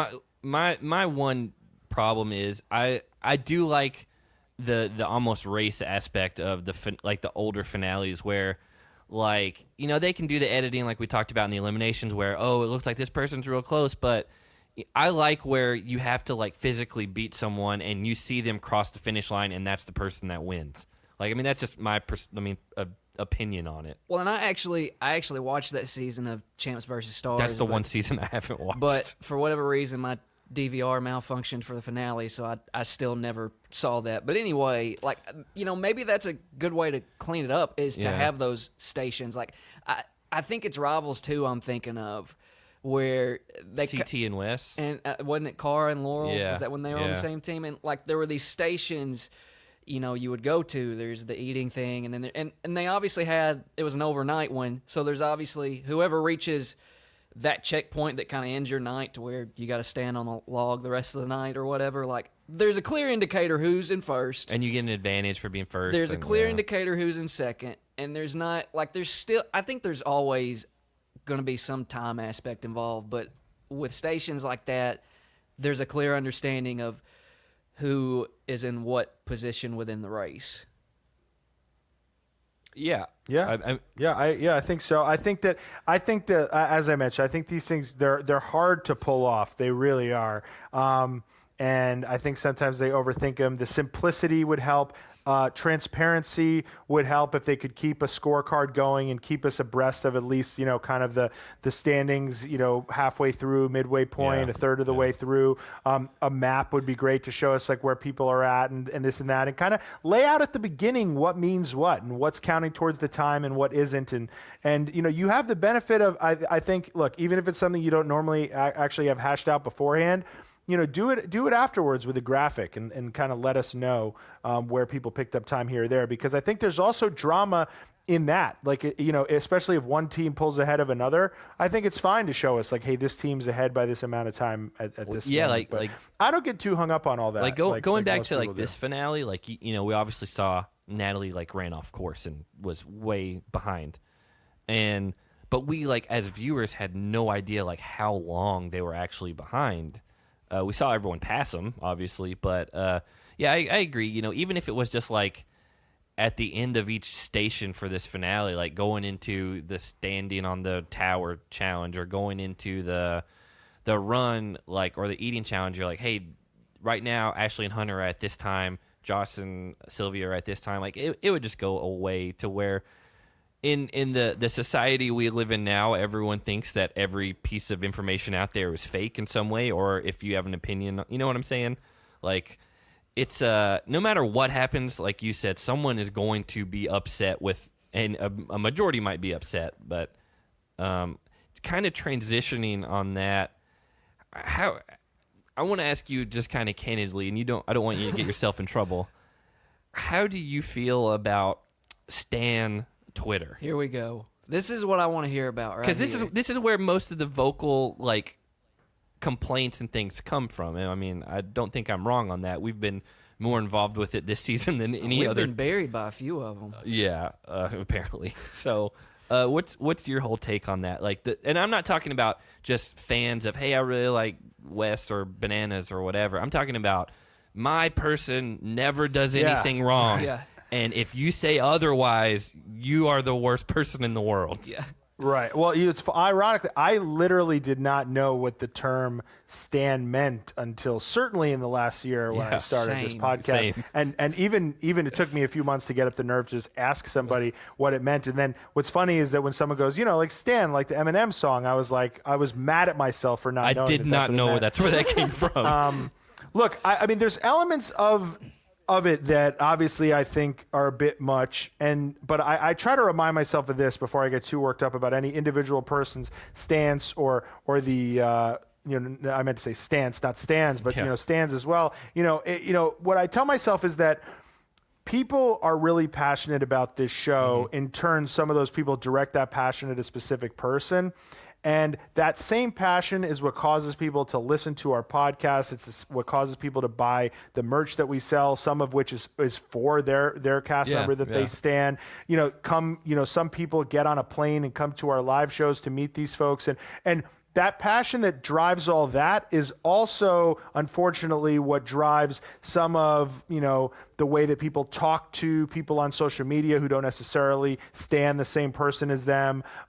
It can, basically, cause them to decide that they want to, call us out over something that we said that they didn't like and do so in a pretty rude way. And start a thread on Reddit where they're bashing somebody. And, I try to just take the good with the bad in the sense that if that passion didn't lie deep within the fan base in general, we wouldn't have a lot of the good and a lot of the success that we have with our show. And a lot of the stands are the ones who support our show because they like hearing about the show so much. They like hearing when we talk about, and hopefully for their sake, support their favorite cast member. But so, I could never just say unconditionally, I don't like it or I'm not cool with being that into a particular person, because I understand that, because there are things that I really love, and there's bands and artists and movie stars and other things that I really like that I'm not making my profile picture a picture of Ryan Gosling, but I do really like Ryan Gosling, so it's one of those things where I try not to just put the blanket statement that I think it's bad or I think it's too much, or I do think people need to be nicer to each other. Yeah, that's my side of it. I agree. It's two sides of the same coin as far as it's just how you direct your passion and your energy about things. Because people who are not passionate about things, I think the worst thing is not to be loved or hated. It's just to be not remembered, especially in this space of things. And so, I definitely wasn't implying that it's all bad, because we interact with plenty. I mean, I'm sure they're very vocal. They like to reach out. They like to let you know their opinions, and we love hearing that. And we're very upfront. We're probably not going to agree on things all the time, but that doesn't mean that we think you're dumb or wrong on your opinion. Now, I will say, like you said, there are people who definitely cross the line, and it becomes more toxic than it is anything. We've had multiple instances where it's just man, I can't even imagine myself saying something like that to someone else. Even if they're on TV, we've gotten to know some of these people, and it has put a more a humanizing face on the people that you see on your TV. We weren't ever hating anyone, but just getting to know people like Marie and Shane and things like that we didn't know beforehand, getting to know them on a level outside of the show just shows I can't even imagine what they deal with especially Shane, just based on, his following and all that. But I agree that it is passion, but the toxic side could definitely, it could even turn new fans away that were interested in certain things. It makes me nervous sometimes, because I can hear Zach starting to build up something. I'm like, boy, Zach, you're about to make a lot of people upset. So, and you know what? I don't mind that. I'm not going to censor myself on the way that I feel about this show, just because. And I will say the mute button on Twitter is the best thing in the world, because they don't know that they're blocked, but you don't see their stuff. And God, that's brutal. Again, I just don't I like making the show, and I like interacting with people who want to just discuss things, even if we don't agree. I don't want a ton of negative energy just affecting how I feel about the rest of my life when it comes to oh no, they're really attacking me or someone that I like or things like that. I'm sure you get it on a much larger scale than we do. Yeah, and you mentioned, saying, oh, I can't imagine what it's like for Marie or Shane or any of these people on the show. I feel similarly because of the amount that I sometimes will get or at least witness, and then I wonder, wow, I'm a guy who hosts a podcast about this show. Imagine if I was actually on it, or imagine if people will come at me in very vicious ways about what I said about, say, I don't know, Devin and Johnny. I can't imagine what they're saying directly to Devin or to Johnny, So, granted, these people have dealt with it for years, but that doesn't mean they're not seeing it, and it doesn't mean it doesn't hurt. I think it's all about the anonymous nature of some of these things. And it's one of those things where, there are certain sites and whatnot that are completely anonymous, and then there's Twitter where, there's a photo, but if your photo's of Kayla or you're an talking egg. to... It's one of those things, and I'll be honest with you, I don't love that, because what happens is, I know in a way you're putting your profile photo is of the cast member you maybe support the most or who you stan, but visually and subconsciously, I'm not going to lie, I'll read this really heinous tweet, and then who am I looking at? I'm looking at Leroy or Twitter or Kayla, whoever you have in your Twitter profile. And yeah, it takes me a second, and then I read your name. And some of these people, actually, their name will have, be kind of like something that sounds like it could or be like the actual one letter cast off member from it or something. Yeah, and mentally, after a while, after I do some due diligence, I don't see the blue check mark. I realize it's not them, but subconsciously, even it's kind of annoying that, and I can't imagine how it is to actually be someone like a Kayla or a Cara and see your photo next to people misrepresenting the kind of energy you want to put out in the world, and doing so by their own accord. And the reason they're doing it is because they like you. Yeah. But it's like you have these people that are kind of like fighting on your behalf and doing it the wrong way, and they're doing it with your flag planted on their bulldozer or on their tank. And it's one of those things where, you mentioned the fact that they are the people who will listen to the show. And the problem is that, you can't please everybody. A lot of these feuds that we're talking about on our podcast come down to Amanda versus Cara, or Ashley versus Cara, or Devin versus Johnny, or Corey versus Tony, and this and that. And I'm going to bring it back to wrestling because I think this is a perfect comparison. And this is another thing that I mentioned the viewing patterns have in common, is that when it comes to wrestling, right, it's cool to root for the bad guys. It's okay to root for what they call the heels, right? So, for instance, I can just decide, hey, I'll say Dolph Ziggler. I'm a Dolph, because he just hosted the reunion. I'm a Dolph Ziggler fan. I like Dolph Ziggler. They sell Dolph Ziggler t-shirts. I'm going to buy a Dolph Ziggler t-shirt. When he comes out, I'm going to cheer for Dolph Ziggler. Now, Dolph Ziggler can poke the ref in the eye, knock somebody's manager on the ground, cheat to win, do whatever he wants. Things that I know as a person are bad, but I've decided I like Dolph Ziggler, so I'm still going to cheer. In wrestling, that's okay, because we're just mindlessly and blindly rooting for whoever we want to root for, and as long as we're buying the t-shirts, WWE doesn't care, right? Now, with this, people watch the challenge the same way, and they root for people the same way. So if somebody's decided, say, I'm a Corey fan, right? When Corey slams Tony on the ground, they're going to talk themselves into defending the fact that their guy did that. And is that the same way they would feel if just person A slammed person B because they threw their pasta out the window? Probably not. But they're a Corey fan. They ride or die for Corey. He's their profile picture. They have to stay on brand. And the difference is that although, we joke about these guys being Disney characters and we get a lot of joy out of watching this show, and these people are larger than life characters to some extent. These are still real people, and these are still real actions that have real life repercussions. So you actually did have a guy get dropped on his head because he threw pasta out the window. Yeah. So here you are trying to talk yourself into that being okay, when really you're just seeing it through Corey-colored glasses. And it's the same thing with some of the stuff people say about each other. I hope your horse dies, and then people are just saying, if you just happen to not be a Cara fan, or you happen to be an Amanda fan or whatever, you say, well, she said this or whatever. But let's be honest, if someone on the street, if you're online at Starbucks, and you heard someone yell to someone else, I hope your dog dies, you'd be tweeting or texting your brother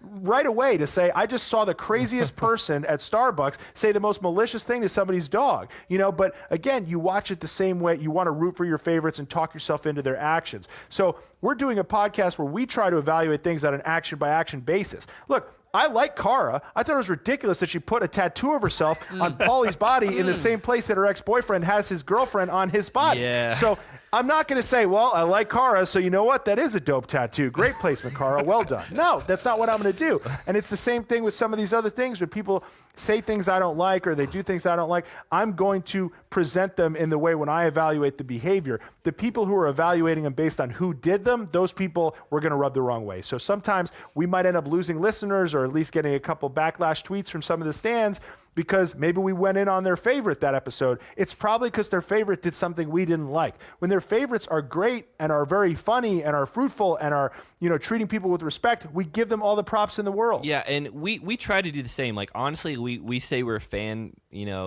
driven show, but we do try to be impartial and think like, okay, if we just saw two strangers that had this same interaction, like, how would we feel about it just from a human standpoint? Exactly. And so, like, I think, we we pride ourselves in that we can think a little bit outside of the show, in the fact that we don't get so caught up in who we like. Because again, clearly we're going to have some favorites on the show, and we're going to get kickback from the people that butt heads with that, and that's fine. I understand it, but I do think we at least try to be impartial on certain situations. Like, yeah, we're fans of certain people, but if they do something really dumb, like we're going to talk about it. And if there's someone that we don't like and they do something that was really cool or like a really genuine moment, like we try to talk about it. I will say I got a pretty decent amount of kickback because I said the tattoo thing you brought up with Kara was one of the more narcissistic things I've ever seen. And 100%. And I would have said that no matter who did it. Yeah, that's how I felt too. Now I will, just for your sake, this season, we've had a very weird relationship with how we felt about Kara, and we were all very big fans of her in the past. I don't want to drone on that. This season just seemed off to us, and you can take that for what it is. And so we've had some kickback from her crowd because of that, because of how we felt about this season. Yeah, look, and it's one of those things where, I don't know, if to anybody who listens to your show who doesn't kind of know what the secondary conversation that sometimes happens in regards to our show is, there's sort of become this ongoing narrative that our show, or myself, or me and Derek to a certain extent, are kind of biased towards Kara, and the fact that, she's been on our podcast a bunch of times, we like her, we sell Kara merchandise at our shop, which we also do for over 10 other cast members. So, but people think that we're somehow biased towards her, like she could do anything and we wouldn't criticize it. You mentioned the season being weird for her.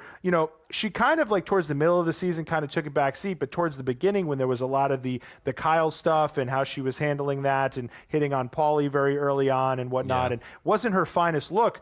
And being juxtaposed to her coming off this really, I would say, high point in her career, having won Vendettas, I think it was a bit jarring for all of us. We were all happy for her, like when she won the last season. We're like, great. This season, again, it just seemed like she was in a weird place, like emotionally, which probably Kyle had something to do with that. Who knows? But no, I mean, you come off of winning this season, thinking that you have something good with a guy who you brought all the way to the final, who came in third, and then you get on the next season, he wants nothing to do with you. He's putting it right in front of your face and hooking up with somebody on the first day. It's got to be a mind F. I won't say the word. So, but again, it wasn't her finest look. I don't think anybody, myself or Derek, thought that it was a banner season for her, even when it finished, let alone at the beginning. But people like to kind of fill in the gaps and say that, we, no matter what she does, we think that she's, God's gift to the challenge. That's not the case. I mean, it's not the case with the tattoo. It's not the case with, how she looked kind of chasing after Paulie at the beginning there, when Paulie was kind of firm about having a girlfriend. I mean, I think there are moments when she did not look the greatest, and in no way did we defend those moments. There aren't moments where she's wishing death upon animals, or there aren't moments where she's getting physical with people, other than the time she kind of shoved Kyle out of the way. So she, to be honest with you, didn't give a lot of layups like, hey, start wailing on her about this. But I think she gets as fair of a shake as everybody else does. There just happens to be other people who do more things that seem a little bit more deplorable and worth kind of coming down on. I don't think she necessarily, to put it in, I don't think she necessarily needed a talking to after a lot of episodes. I think you kind of were like, not a good look for you, Kara. But there were cast members this season who did things where you're like, all right, let's spend 20 minutes talking about why this was wrong, and that's the difference. And when you talk about these shows and you're talking about them from a strictly viewer standpoint, which is great, and sometimes you'll have a cast member on, we're talking about them with other cast members who were either there or watched them on TV and maybe went through similar experiences with that cast member in the past and whatnot. So we get a lot of different takes on this stuff. And it's not like we're pulling this stuff out of thin air. A lot of people watched Tony get dropped on his head and think, man, that was dangerous. I can't believe Corey did that. That was irresponsible. People who think we have something out, we're out to get Corey, and we wouldn't have said that about anybody. I can tell you right now, if Derek did that, I would have reacted the same exact way.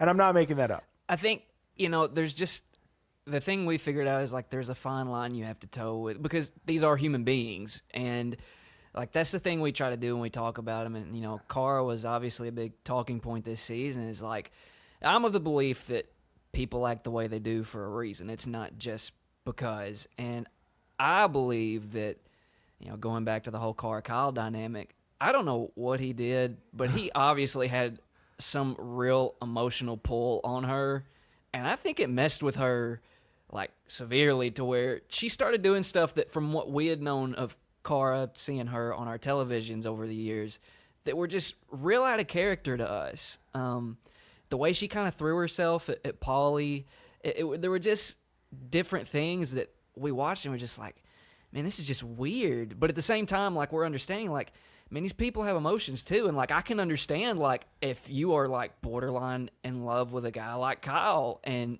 he rejects you the way he did and just kind of, you know, starts hitting up these other girls, like, man, that can mess with you and like really jack you up emotionally. Yeah, and I think, you know, like the one thing is, like, these people are living in a very high stress, high pressure world that is not the real world. And like there are game elements, like we got a lot of kickback because we, in the whole, you alluded to it, but the Devin and Bananas saga, which people still are talking about, even though it's, you know, a month ago or whatever.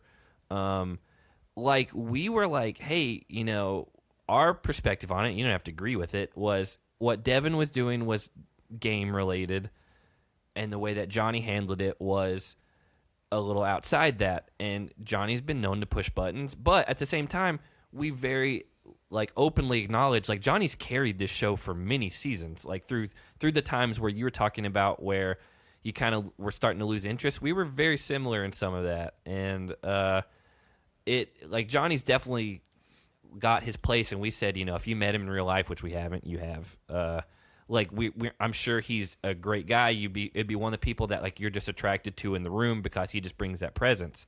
But we got so much kickback because we were like, hey, you know, what he said wasn't cool. Like, just trying to be objective on it. And, you know, people are going to think we're biased because we did interview Devin. But I genuinely think, like, on things like that, we tried to be as impartial as possible. Going back to what I said, just, you know, human one and human two, like, what would you feel about in this situation? Understanding that they are in a game. They are trying to do things to provoke certain people. Like, I mean, it is what it is. It's a weird line, and, you know, we're not, like you said, you're never going to please everybody. The unfortunate sorry, go ahead. The unfortunate thing is that not everybody's, you know, reasonable and impartial. Yeah, and you know, I'm fine with that, and I don't expect everyone to be, but I mean, Scott, you can go ahead with. Well, no, I was going to say, you know, I've tried a million different ways to articulate this to people. And, you know, I think people just don't want to believe that it's possible. But, you know, if I can just put a spin on it that maybe will make a little bit of sense from a selfish point of view, you know, for what we're trying to do with Challenge Mania, for, you know, we want to have working relationships, positive relationships with as many challenge-related people as possible, you know, and that includes the Amandas and the Corys and the Laurels and the people who people might say, oh, you know, it's a fabrication to say that we're team this person over team this person, that we're, you know, pro this person, that we're biased for this person. We're truly not. And we are truly trying to tread the line of wanting everyone to want to come on our show, to want to work with us, have merch in our shop, not because for a money-making endeavor, because I truly want as many different fans or stands of these people to have a place where they can go and represent their fandom and buy a t-shirt. And for those folks who don't have their own shop, we'd love to be that place for them. We'd love to have these people on our live shows and be able to facilitate these people to be able to meet and see and talk to these folks that they follow on Twitter all the time. And we're trying to lay that groundwork to make that happen. And we don't want the same people on every show. You know, we don't want the optics to look as if we're going back to this well over and over again, or, oh, they have so-and-so on again. We want it to be fresh. We want to have the voices that we haven't heard yet. We want to hear the stories that haven't been told yet. And it would be short-sighted of me to say, oh, you know what, I really like so-and-so, so because this person did something bad to them, I don't want to have them on, I don't want to work with them, I'd rather just bash them. So that's not what how we go into this. You know, we do try to call these things like we see them, and if someone does something that we are going to cover the events of, you know, we're going to put in our 2 cents whether we agree with it or not. And if it's hard to hear that people disagree when you do something wrong, I mean, I don't think anybody actually believes that these things are untouchable actions. Like Johnny, I bet, when Johnny comes on our show again, eventually, if he does, and I say, well, I'll probably say to him, I'll say, I think it was a little far with the dad stuff. And I think deep down, I bet you kind of think it was too, because you probably lost a lot of people when you 100%. Did that, who were thinking, wow, Devin was following him around for a while. Man, I'm starting to be on Johnny's side. But the minute you evoke a deceased family member, you lose a whole ton of people. Now, Johnny might come back and say, you know what, I don't care about losing people. I just wanted to get him away from me, right? Yeah. But I'm going to say that to him. It doesn't change the fact that I think he went too far. And Johnny's the type of guy, honestly, who I don't think is just going to say, oh, Scott said he didn't like that. Okay, I'm done with him. No. And that says about the kind of guy he is, as far as, him and even a Paulie and these guys who are very polarizing in nature and sometimes do feel like they're playing to the camera or trying to play a character. What comes with those people sometimes, which is interesting, is that they know they're doing that, and thus they don't if you disagree with their actions or something they said, when they were in that character, they're not going to be like, well, I can't believe you didn't like that, because in their heart they know that they said it to get the reaction that you're in turn kind of giving. They're basically like self-aware, like they get it. Yeah, they are very self-aware. And that's why Paulie and Johnny, it's funny, you talk about them being in the room and everyone gravitates towards them. They're both very nice people when you're around them. They are, they do have this infectious energy, and it is different from what they put out there on camera that you see on TV. That same kind of energy and that same kind of thing that makes you gravitate towards them, they use it for good in person, and sometimes on camera they use it not necessarily for evil, but for whatever the task at hand is, and that might not necessarily line up with what as a viewer you're looking for. Yeah, and so I agree with that 100%. Like, I have been vocal. I didn't support some of the things Paulie's done or said on this season because it didn't vibe with me. It's going to happen. People in life are not going to vibe with everyone. But I would never say, oh, I don't want to have him on the show or to talk to him or just get his side of things, because the number one thing we did, we interviewed Marie early on. Brandon Nelson was actually our first interview, which we hit it off with him right away. Great guy. That made us so much more comfortable doing interviews from there on out because of how awesome he was. And we did Marie pretty soon after that. And Marie was actually the first person that agreed to do our show, because honestly, the way it started was I made fun of her on Twitter from our account, and she was like, good one. And we're like, hey, do you want to come on our show? And she's like, sure, whatever. And I was very upfront. I was like, hey, I know you from past seasons. I'm not going to pretend that I was a big fan of yours. I just want you to know that on the front end. I'm going to be real with you. I'm not going to try to butter you up. She was totally cool with that. And after that, we became to genuinely be friends with her. She's awesome. We all love her here.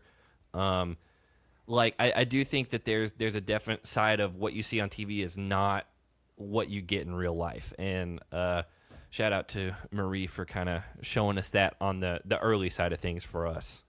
Yeah, love Marie. Yeah. What's up, Marie? She's probably listening to this right now. She might be. Who knows? I'm going to get into this real quick. We can talk about it however long you want. You brought up certain things. You've been claimed to be maybe pro Cara, anti Amanda. You specifically brought up Amanda, so I feel like we can transition into this. I walked right into you that. You did, and we brought it up beforehand. We didn't want to catch you off guard with anything, but I didn't want to bring anything up if it didn't pertain to what we were talking about. But I think this does. So today was when this kind of implosion happened on Twitter between you and Amanda. Do you want to walk through your side of things on that? Again, not trying to call anyone out, but just hey, we would love to have everyone on, because you acknowledge, it's good for your brand as Challenge Mania to have every perspective on, every challenger on, that side of things. So yeah, I don't know when you guys are going to run this, so this will probably sound like you're just digging up old news at probably this point, Saturday or Sunday at the time. So it will definitely seem like Yager, get over it, come on. But because you brought it up, it happened today, just for a reference point for anyone that is. I will sometimes take the opportunity when and we get these all the time, and I probably only do this 1% of the time, but very often folks will try to, if they are a fan of someone and they want to hear him on Challenge Mania, they might, say, hey, so-and-so, Theo Vaughn, you should go on Challenge Mania. Hey, Trishelle, you should go on Challenge Mania. Hey, Sylvia, you should go on Challenge Mania. Hey, Amanda, you should go on Challenge Mania. And a lot of the times I'll just like the tweet or whatever, but sometimes I'll just take the opportunity to, respond and say, yeah, let's make it happen, whatever, blah, blah, blah. We do the same. Now, like 100%. This has happened successfully many times. This is how Trishelle came to come on the podcast, how Sylvia came to come on the podcast. That's why I mentioned those two in passing. There's been a few other times. TJ Lavin, the first time he came on the show was, I think I was like, mentioning him on Twitter, and he DM'd me and said, like, thanks for the compliments. And I was like, would love to have you on the show. So the whole kind of, using people's, complimentary words or self-invitations of people to come on Challenge Mania to start the conversation with them is something that we've done recurringly, and it's happened to success many times, more often than it hasn't, right? And so Amanda is clearly someone who, is one of our white whales, if you will. She's never been on the show. She certainly comes up enough to where we would have loved to have her on many times. She's very polarizing, but a lot of our guests are. And something I pride myself on as a host, and something I pride our podcast on, is that people will come on and, I love it when people say, hey, you just had, like Tori Hall, for instance. Tori Hall's very well liked. I listened to that today, by the way. That's a layup. She came on our podcast. Everyone's like, I like Tori going in. I like Tori going out. That's easy. But when someone says, hey, we listened to the show and you had, this person on and I didn't know how I felt about him, or this person and I actually didn't like him, and then after the podcast, I look at them differently. That's what I hang my hat on. I enjoy giving people a different look at some of these folks that they really only get in soundbite form in a few moments on a show, like Melissa, DJ Mel Reeves, who we had on, who, again, she had gotten into a couple fights on the show. She exited Final Reckoning early. I don't think a lot of the older fans had a great opinion of her going into her episode of Challenge Mania. And then we got a lot of people who wrote to us and said, hey, she was great. Rogan O'Connor barely got a look on the show. Got to hear him for 90 minutes on our show. He's hilarious. We got people saying we want to. Just a heads up, I thought he was going to be like dominant coming in, and then obviously his back gave out on him, but. Exactly. But, you get so little of him on the show. You're like, what kind of personality does this guy have? And Derek assured me, because he spent time with him when they were both in Spain together, because Derek was an alternate and Rogan sadly had gotten eliminated so early. He's like, no, let's have him on. This guy's great. And he was. So, when we surprise people with the look that we give folks, that's our bread and butter, and that's what we really enjoy. So Amanda, someone who clearly has a lot of people who do have this opinion of her based on some of the sound bites she gets and the interview bites that she gets. But every time, without fail, we have a Devin on our live show, or we have Ashley on our podcast. People say nothing but great things about her. They say she does such great, she's a nurse. She does, she's dedicated her life to helping her family. She's super sweet. Yeah. And there's such a contrast there that I'm like, well, we would love to see this for ourselves. Derek even said that he spent a lot of time with her. I believe they kind of like shared a flight on the way to the Dirty 30. It was either the reunion or the Dirty 30 itself. So he, even from time spent with her, said that she's great.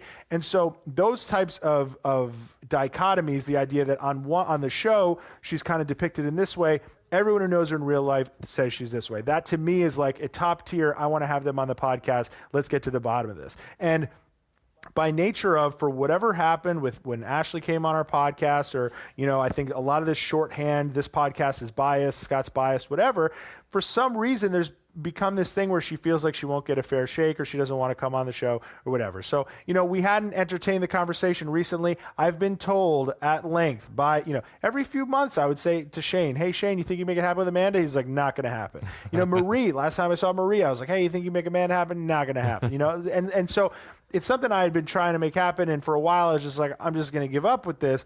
And just someone had like the perfect tweet. I forget what it was. It was something nice. Hey, you should go on Challenge Mania. And then I just responded and said, like, something like, facts, let's make it happen. Amanda, give the people what they want, blah, blah, blah. Yeah. And then she responded with, I hear your podcast is biased. I'd rather die. Yeah. She had that tweet ready, Scott. And I even said in my response, and I mean this, I was like, a large part of me appreciates this response because it is so on brand. Yeah. It's not even funny. because it's like, if they're not going to play ball with you, I'd rather them at least shut us down in like, the way, what got them there. It's like, it's like showing up to meet Mel Gibson and he has the Braveheart paint on, it's one of those things where, when that happened, I was kind of like, okay, I get it. And then Twitter kind of ran wild with it as is expected when someone has that type of response that's so on brand. And, I love our fan base. I love the Challenge Maniacs. They like to stick up for us. Amanda has a lot of fans who like to stick up for her. The Lavender Ladies, who, somewhere along the way it became this thing where, we had Sylvia was one of my favorite episodes this year. We had Ashley on twice. I liked both of them very much. Got a lot of flack for that not rebuttal sort of, epilogue at the end of the Ashley podcast, which, she spent about 30 minutes in that podcast bashing Cara, and saying all this stuff about Cara. And all I said during the outro was like, it kind of rubs me the wrong way when you can kind of hear the kind of joy in someone bashing someone over and over again. And when I ask you, what do you have against her, or what's bad about her? And all you can say is, all she talks about is the challenge. That just to me isn't enough for you to be that vindictive about someone. Like, to me, you got to give me something more than that. Like they said this about me, or they treated me this way, or these things that when you say that, I'm like, okay, I get why you feel this way. When all you're saying is essentially like, she can't sit with us, then, I think it's a little off-putting that you spend 30 minutes bashing her. To go back to the Stan thing, we have a lot of Cara stans that listen to our show. Yeah. And if I just let somebody talk about her unabashedly for 40 minutes and just let it go without saying, you know what, that kind of rubbed me the wrong way, we probably would have lost 10 times the amount of listeners, because people would have said, I can't believe you just let that happen without saying anything. I didn't even interrupt her. I let her say it. It was just during our outro, I basically, Derek and I were speaking about it, and I said, something about the tone there bothered me. Yeah.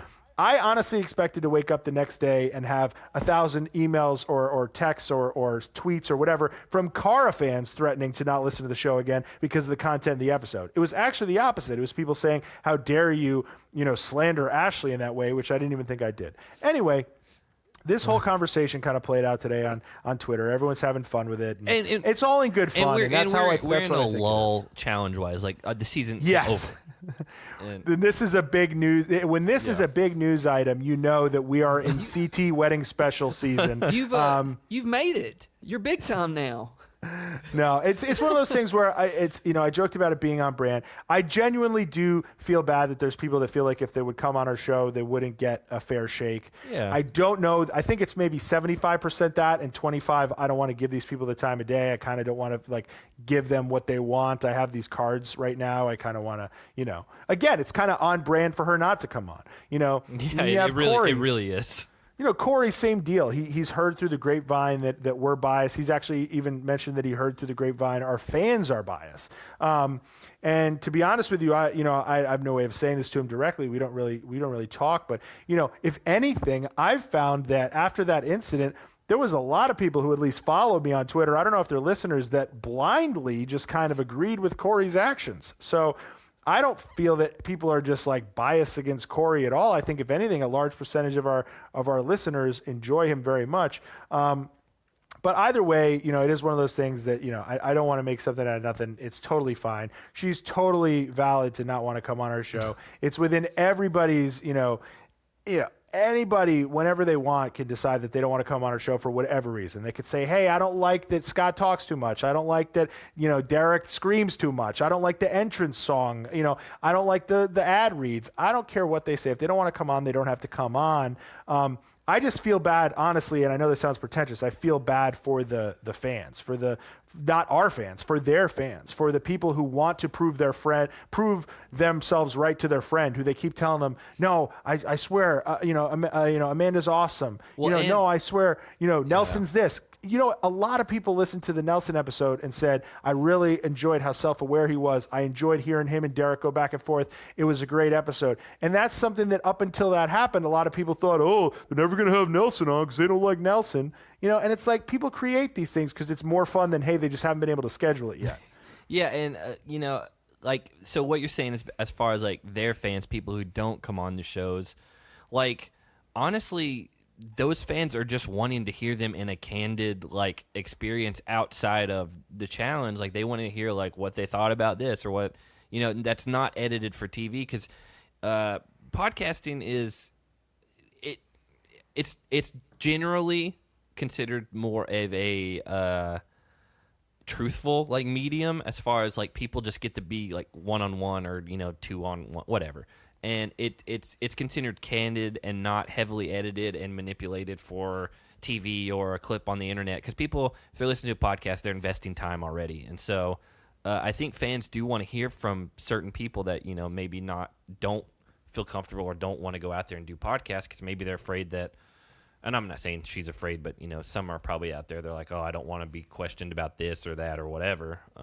But yeah, I do agree. They're not doing necessarily Challenge Mania fans or whatever a disservice. They're doing their own fans a disservice by not coming on and talking about things openly and just putting out their side of things. Look, if the only people who listen to Challenge Mania were people who were coming for D and coming for me, it would not be the amount of people who listen to our show. Clearly, a large percentage of our audience are people who are coming for the guest, whether that's that they love everyone who comes on the challenge and their takes, so they listen to every episode, or whether they cherry pick and say, I'm a fan of these people, I'm going to listen to those. So that's clearly why a lot of people are listening to our show. Granted, Derek and I are the through lines. You're getting a little bit of commentary from Derek, and his experience plays a part, and maybe the relationship he has with the guests or any history there. And you are getting a little bit of commentary from myself, and I might get a couple jokes in, and I try to keep it moving. But a lot of people are coming to hear the stories to fill in the gaps that we don't get on the show. And Amanda is someone in particular who I thought was relied on very heavily this past season for interview sound bites. She had that, that episode with Zach when her and Zach went home. There was, a big storyline moment. I think there's a lot for her to talk about with all the incidents with Cara and stuff like that, and all the names that she was called by Zach and Johnny and all these people on the show. And I would love to give her an uncensored, uninterrupted 2-hour outlet to discuss all of it and talk about who she wants, how she wants. And I would never, ever treat her any differently than I treat any guest that comes on, Yeah. And I don't think that I've, it's one of those things where people have created this world in which that's the case.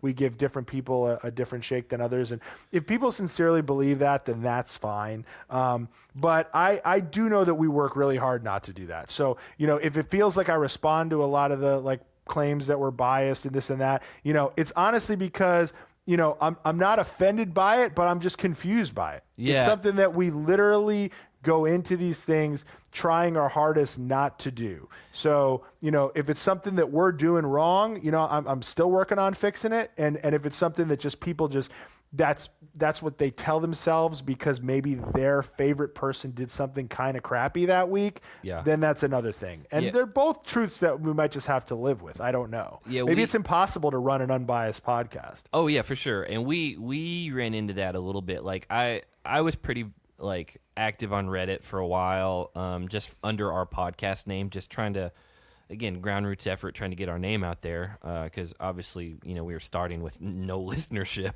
And towards the end of the season, I kind of took a break from Reddit because I wanted to kind of maintain our spoiler-free aspect, and I didn't want to accidentally see something that, might ruin the finale for my sake, because we'd made it that far. We were like a month out, and that's amazing. Yeah, I know. Which is, I had a couple eliminations ruined, and that's when I started muting more people on Twitter and whatever. But the finale, genuinely, we did not know who was going to win. None of us, and so we made it that far, and I kind of laid off Twitter, and then Reddit, and so I got back on, and then I was trying to search for just the subreddit, and the easiest way was just to search our name. And then I saw a thread come up. I don't even know if I talked to you about this, Jake. There was a thread hey, we need to talk about the hosts of the Smashing Heads podcast. No, I don't think I heard about this. And it was a month late. I didn't realize it, because I'd been off Reddit. And they're like, hey, we're not trying to bash anybody, but I feel like they're getting really biased in their takes on people. And this was during the Johnny and Devin. This sounds like it was around, because we had a big back and forth for 2 or 3 weeks about Pauly. It wasn't. It was actually more around the Johnny time, and it may have been whatever. But we had a handful of people say, "Hey, they're biased, so I'm going to stop listening." And then other ones are like, they're not journalists; they can talk about whatever they want, and they're not hardline reporting." And so I went back later and kind of did what you did, just tried to respond from my side of things as far as I get why you might feel that way, but we don't have any hard feelings one way or the other. And so it's just strange.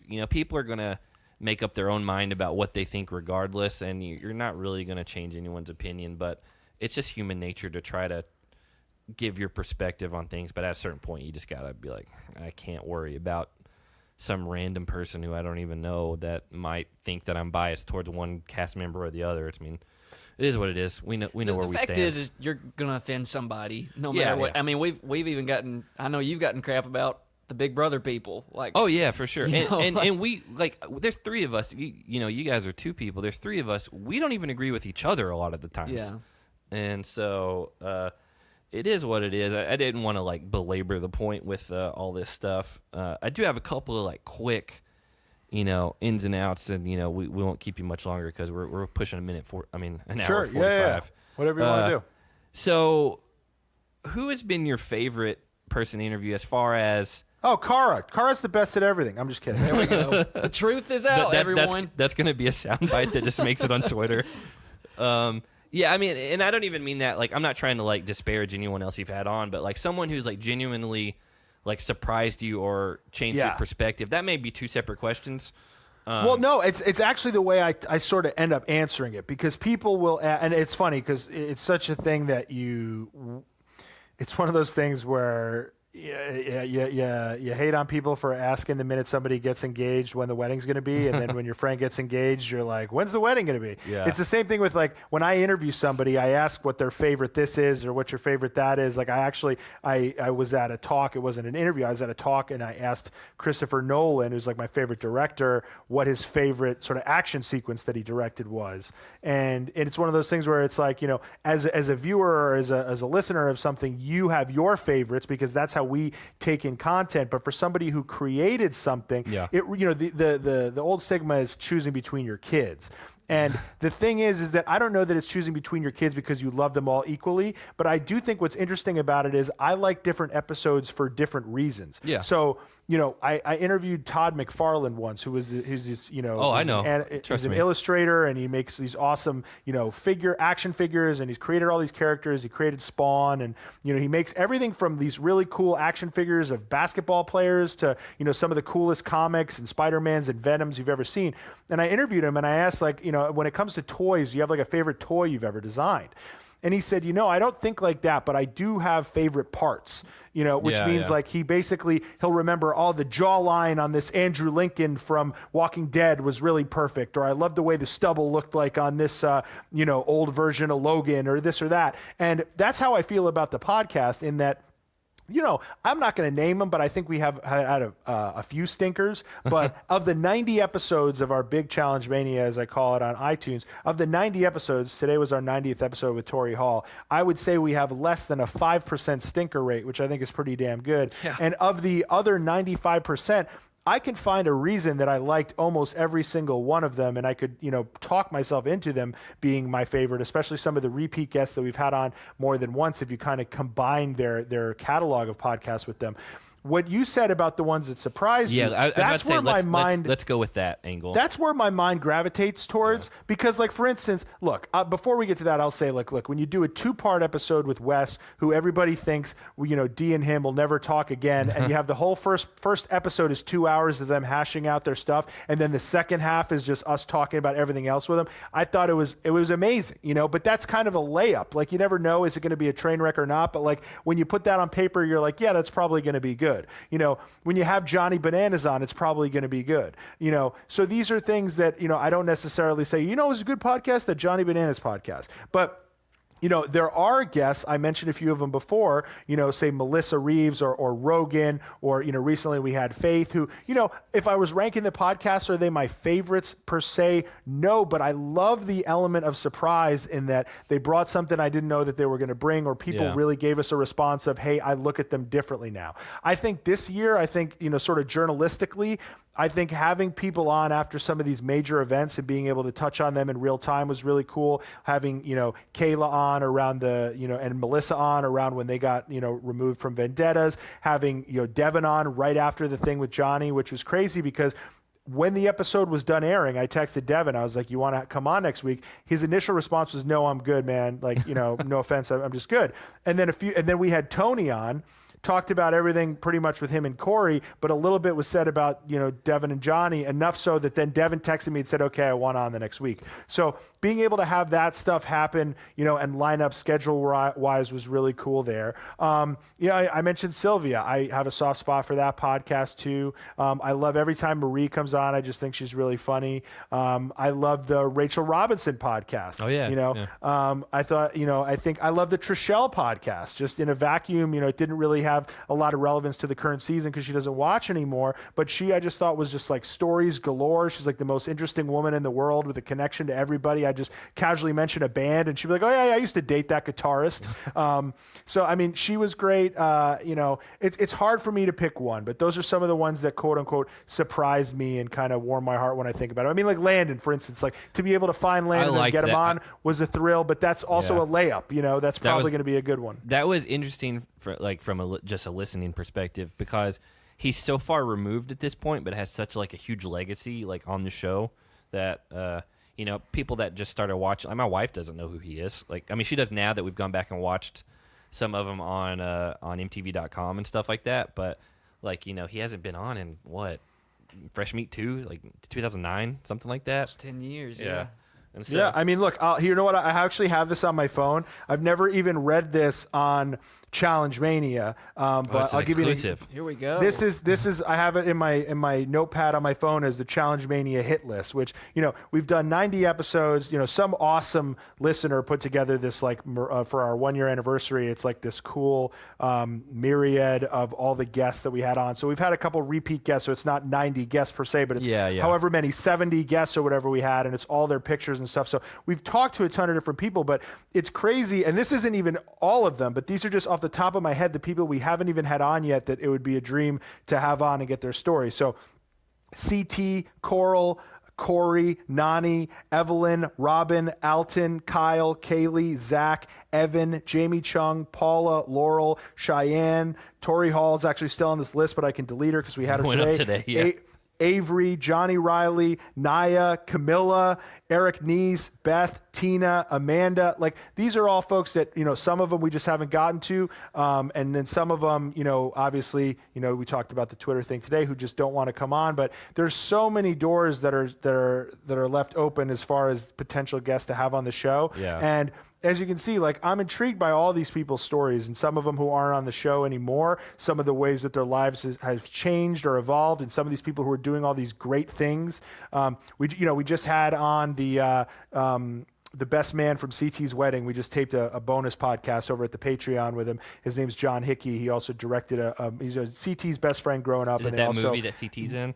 Yeah, he directed this movie, but he also has this crazy backstory about the first. He spent some time in prison, and he made this movie about his time as a criminal selling prescription drugs, breaking into pharmacies and stuff. He's got this crazy story, but in talking about it, the star of his first movie was actually David, who was David from Real World Seattle, who I didn't know grew up in the same essentially housing project as CT.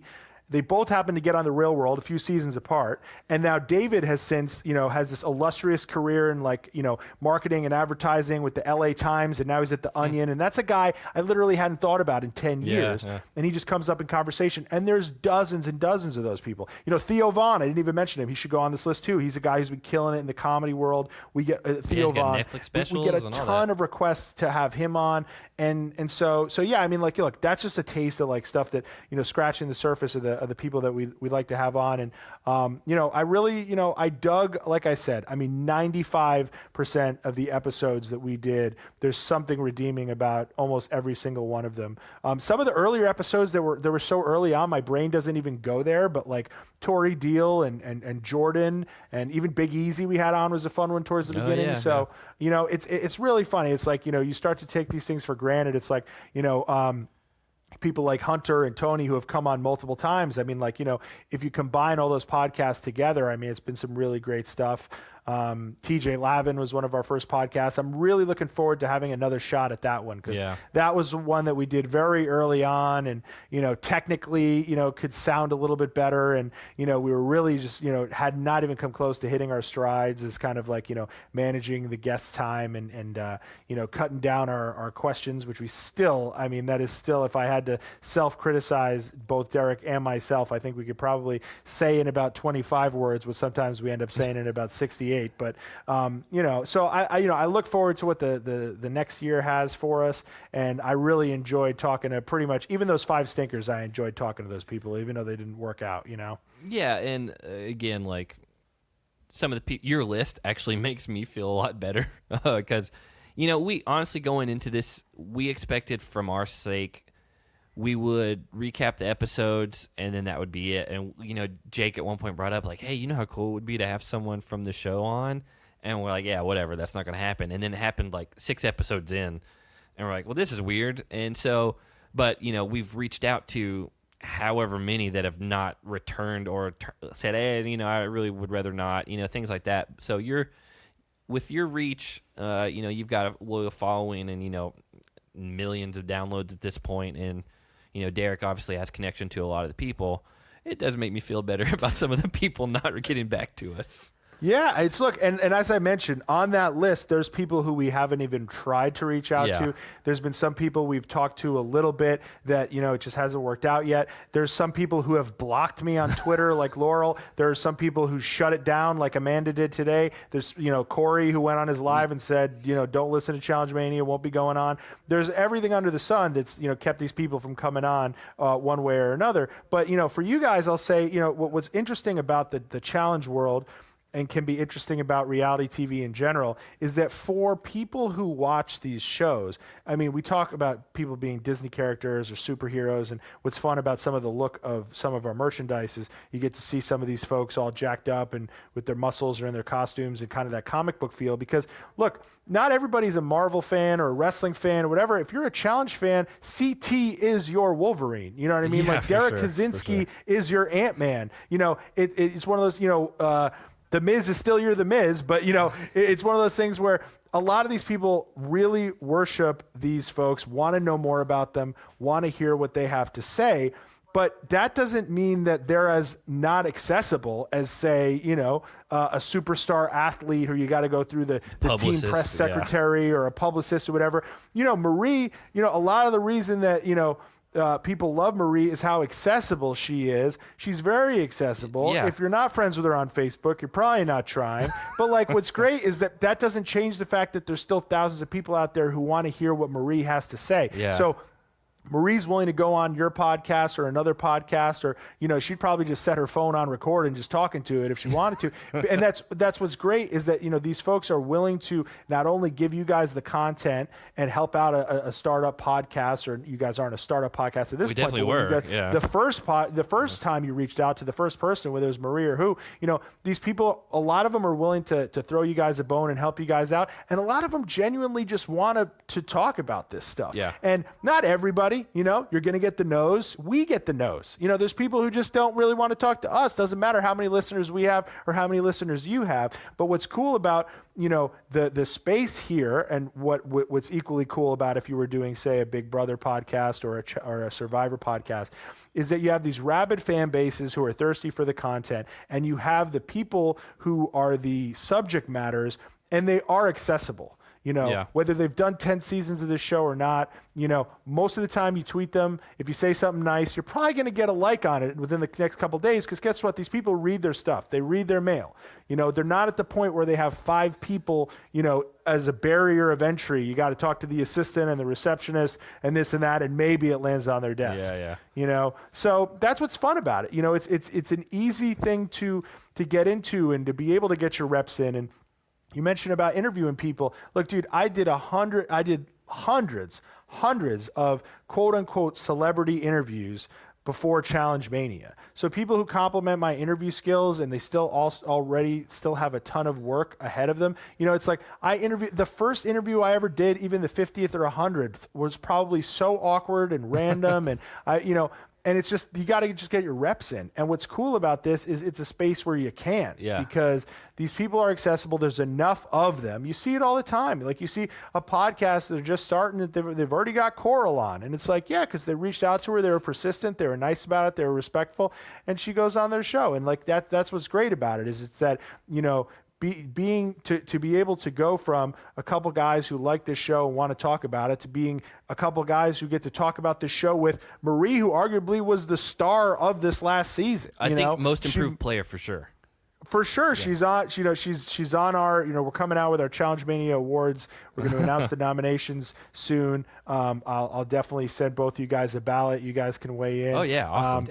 There's 3 of us. Just FYI. Oh yeah, of course. Yeah. I forgot because she was too busy to join us today. No, she's doing her best. Did we actually talk about that on the recording? We'll hit it on our intro. Yeah, we'll get it. Don't worry about it. She's doing her best Sylvia impression, selling a house or something like that. But yeah, I mean, I'll even before we even lock them in, because we're kind of finalizing them now, and part of this awards thing, I take these awards very seriously, probably more seriously than I need to. So I've actually focus grouped these things with a ton of people, just the nominees. Before we even settle in on the nominees, I mean, we put these things in front of Susie and Jasmine and Melinda and Emily Longaretta and my wife and people who I know have watched every episode of the show, not only people who have a history with the show, but people who have watched it, like Mark Long. I was like, hey, Mark, question, have you watched enough of this year to where you could kind of weigh in on one of these awards discussions? He was like, not really, and it's like, he's Mark Long, what he says should be gospel. But for me, sometimes 2 guys who watch every episode of a show are more qualified to vote on awards for that show than someone who was on that show 10 years ago, if that person doesn't watch. So, so I'll send you guys, all 3 of you guys can glance at it and let me know if you think there are any glaring omissions here on the nominees list. Because it goes back to the bias thing and whatever. When you're talking about awards and nominating people, that's the last place you ever want to be considered biased or be considered that you did something illogical because you wanted to give this person props, or you wanted to, spread the wealth around, or you wanted to kind of, whatever the reason is. I want people to read these and be like, I don't disagree with any of these, and that's kind of the goal. So I'll definitely send you guys those. Yeah, and again, we'd more than happy to do it.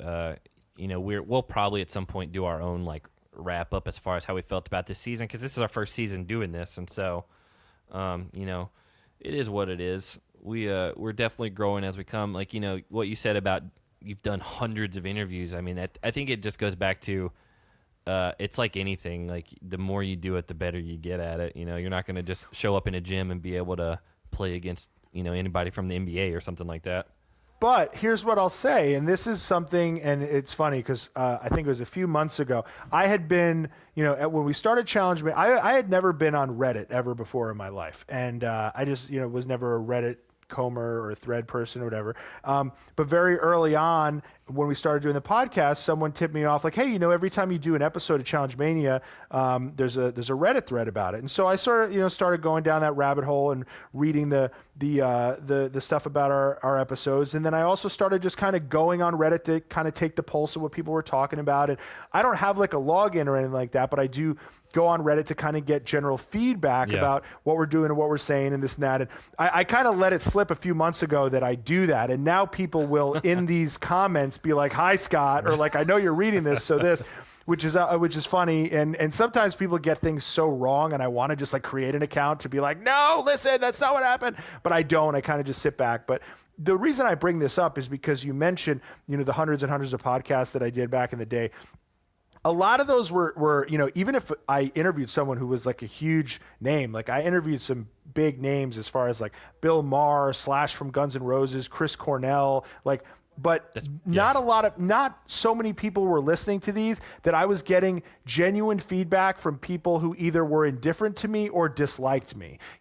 People would listen to it because they were, a friend of mine, or they stumbled upon it. They didn't really care. Maybe they're a Slash fan. Nobody was like consistently listening to all my content to where they could comment on whether I was getting better or not.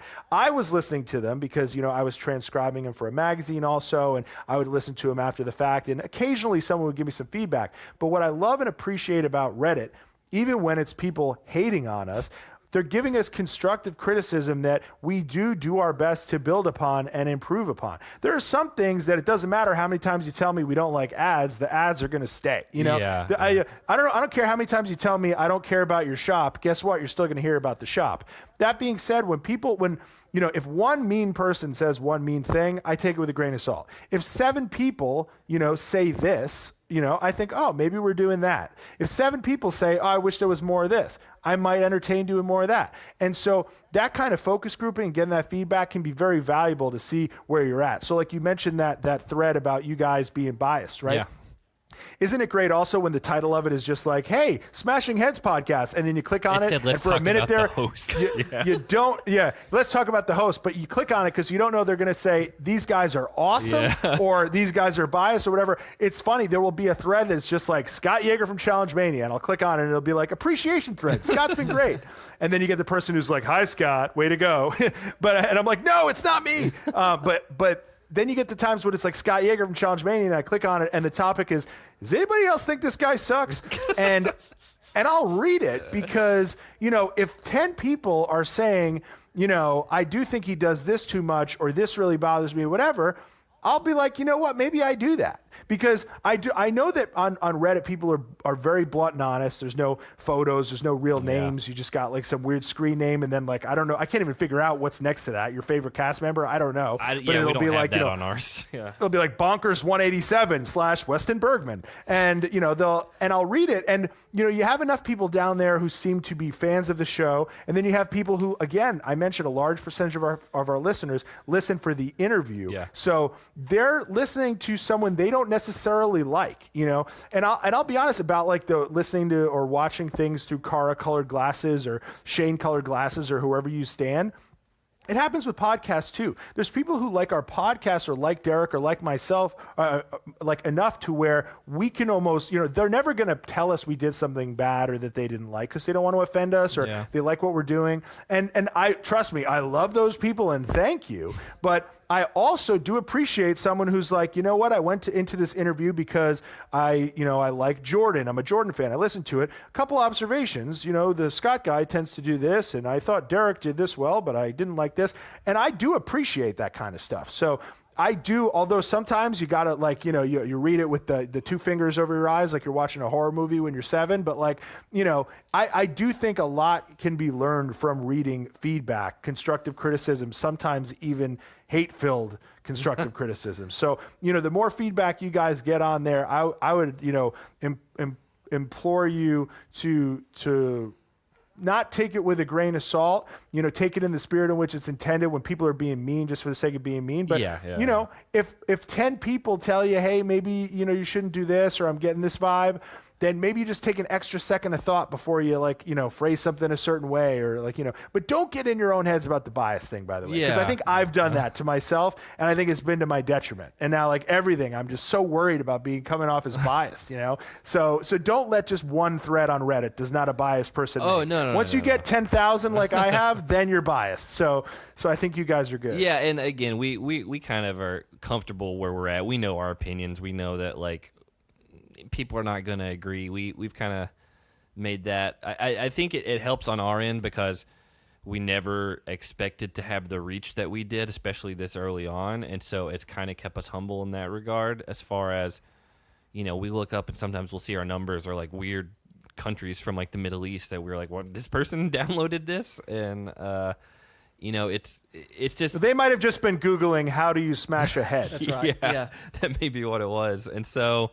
it's been awesome, and this season's definitely been a learning experience for us. Again, like none of us had done any podcasting or anything like that, so just the fact that we're able to do it and people want to listen to us, and people were so excited about having you on here, which there's definitely crossover on our fan base for sure, and I want to say when we announced that you were coming on, I was like, I'll throw this out here. I was gonna just do it surprisingly.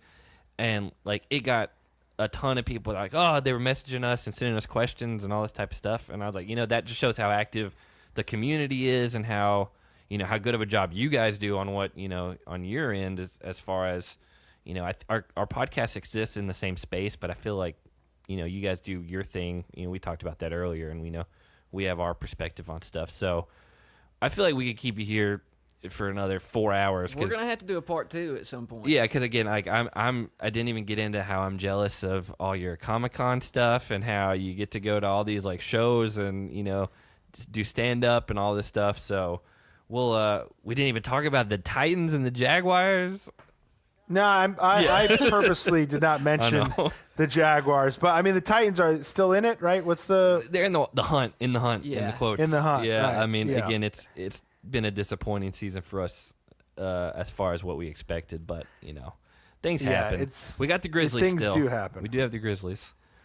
Yeah. Well, look, guys, anytime you know where to find me. I'm willing to chat with you about wrestling. I'm willing to chat with you about the challenge, obviously, and pretty much anything but the Jaguars 2019 or 18 season. We can talk about the 2019 season, depending on how that looks. But yeah, it's funny. You were like, but you listed all these subjects, and you were like, Titans, Jags, and I was like, nope. I was like, cross that one out. And initially, I actually brought that up to Zach when we reached out to you because I actually went to the game. Yeah, he went on Thursday. And I was like, that would be, which, by the way, Derrick Henry is only good against you guys. That's the only thing I'll say. Otherwise, he sucks. Hey, I drafted him in my Dynasty Football League several years ago and finally traded him like 3 weeks ago. No. And then, of course, he starts to do, show a little bit of life here. But, that's what I get. I actually traded him. I got Fournette in the deal.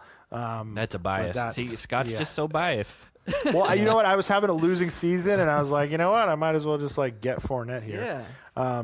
But it was a terrible trade. Yeah. I've had a terrible fantasy year. I've had a terrible Jaguars year. This is the first year I haven't played fantasy in like 10 years. Jake still does, and I was like, I just don't have time to because our leagues are super deep where we have 3 starting wide receivers, 2 starting quarterbacks, 2 starting running backs. I'm in leagues like that too, for sure. And there's no fun on the waiver wire unless somebody gets cut. You've got to know who the 5th string running back on the Baltimore Ravens are, and I was like, I don't have time to know who this random person is.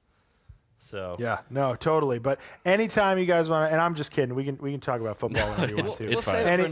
We'll save it. Yeah. Anything you guys want, anything you guys need, I appreciate what you guys are doing. Keep it up for sure. Yeah, we appreciate you coming on and just sharing your experience. You definitely opened our eyes on a handful of things we didn't know, especially the history between you and Derek went back that far. And so, again, we appreciate you coming on, and we will talk to you later. Awesome. Thanks, guys.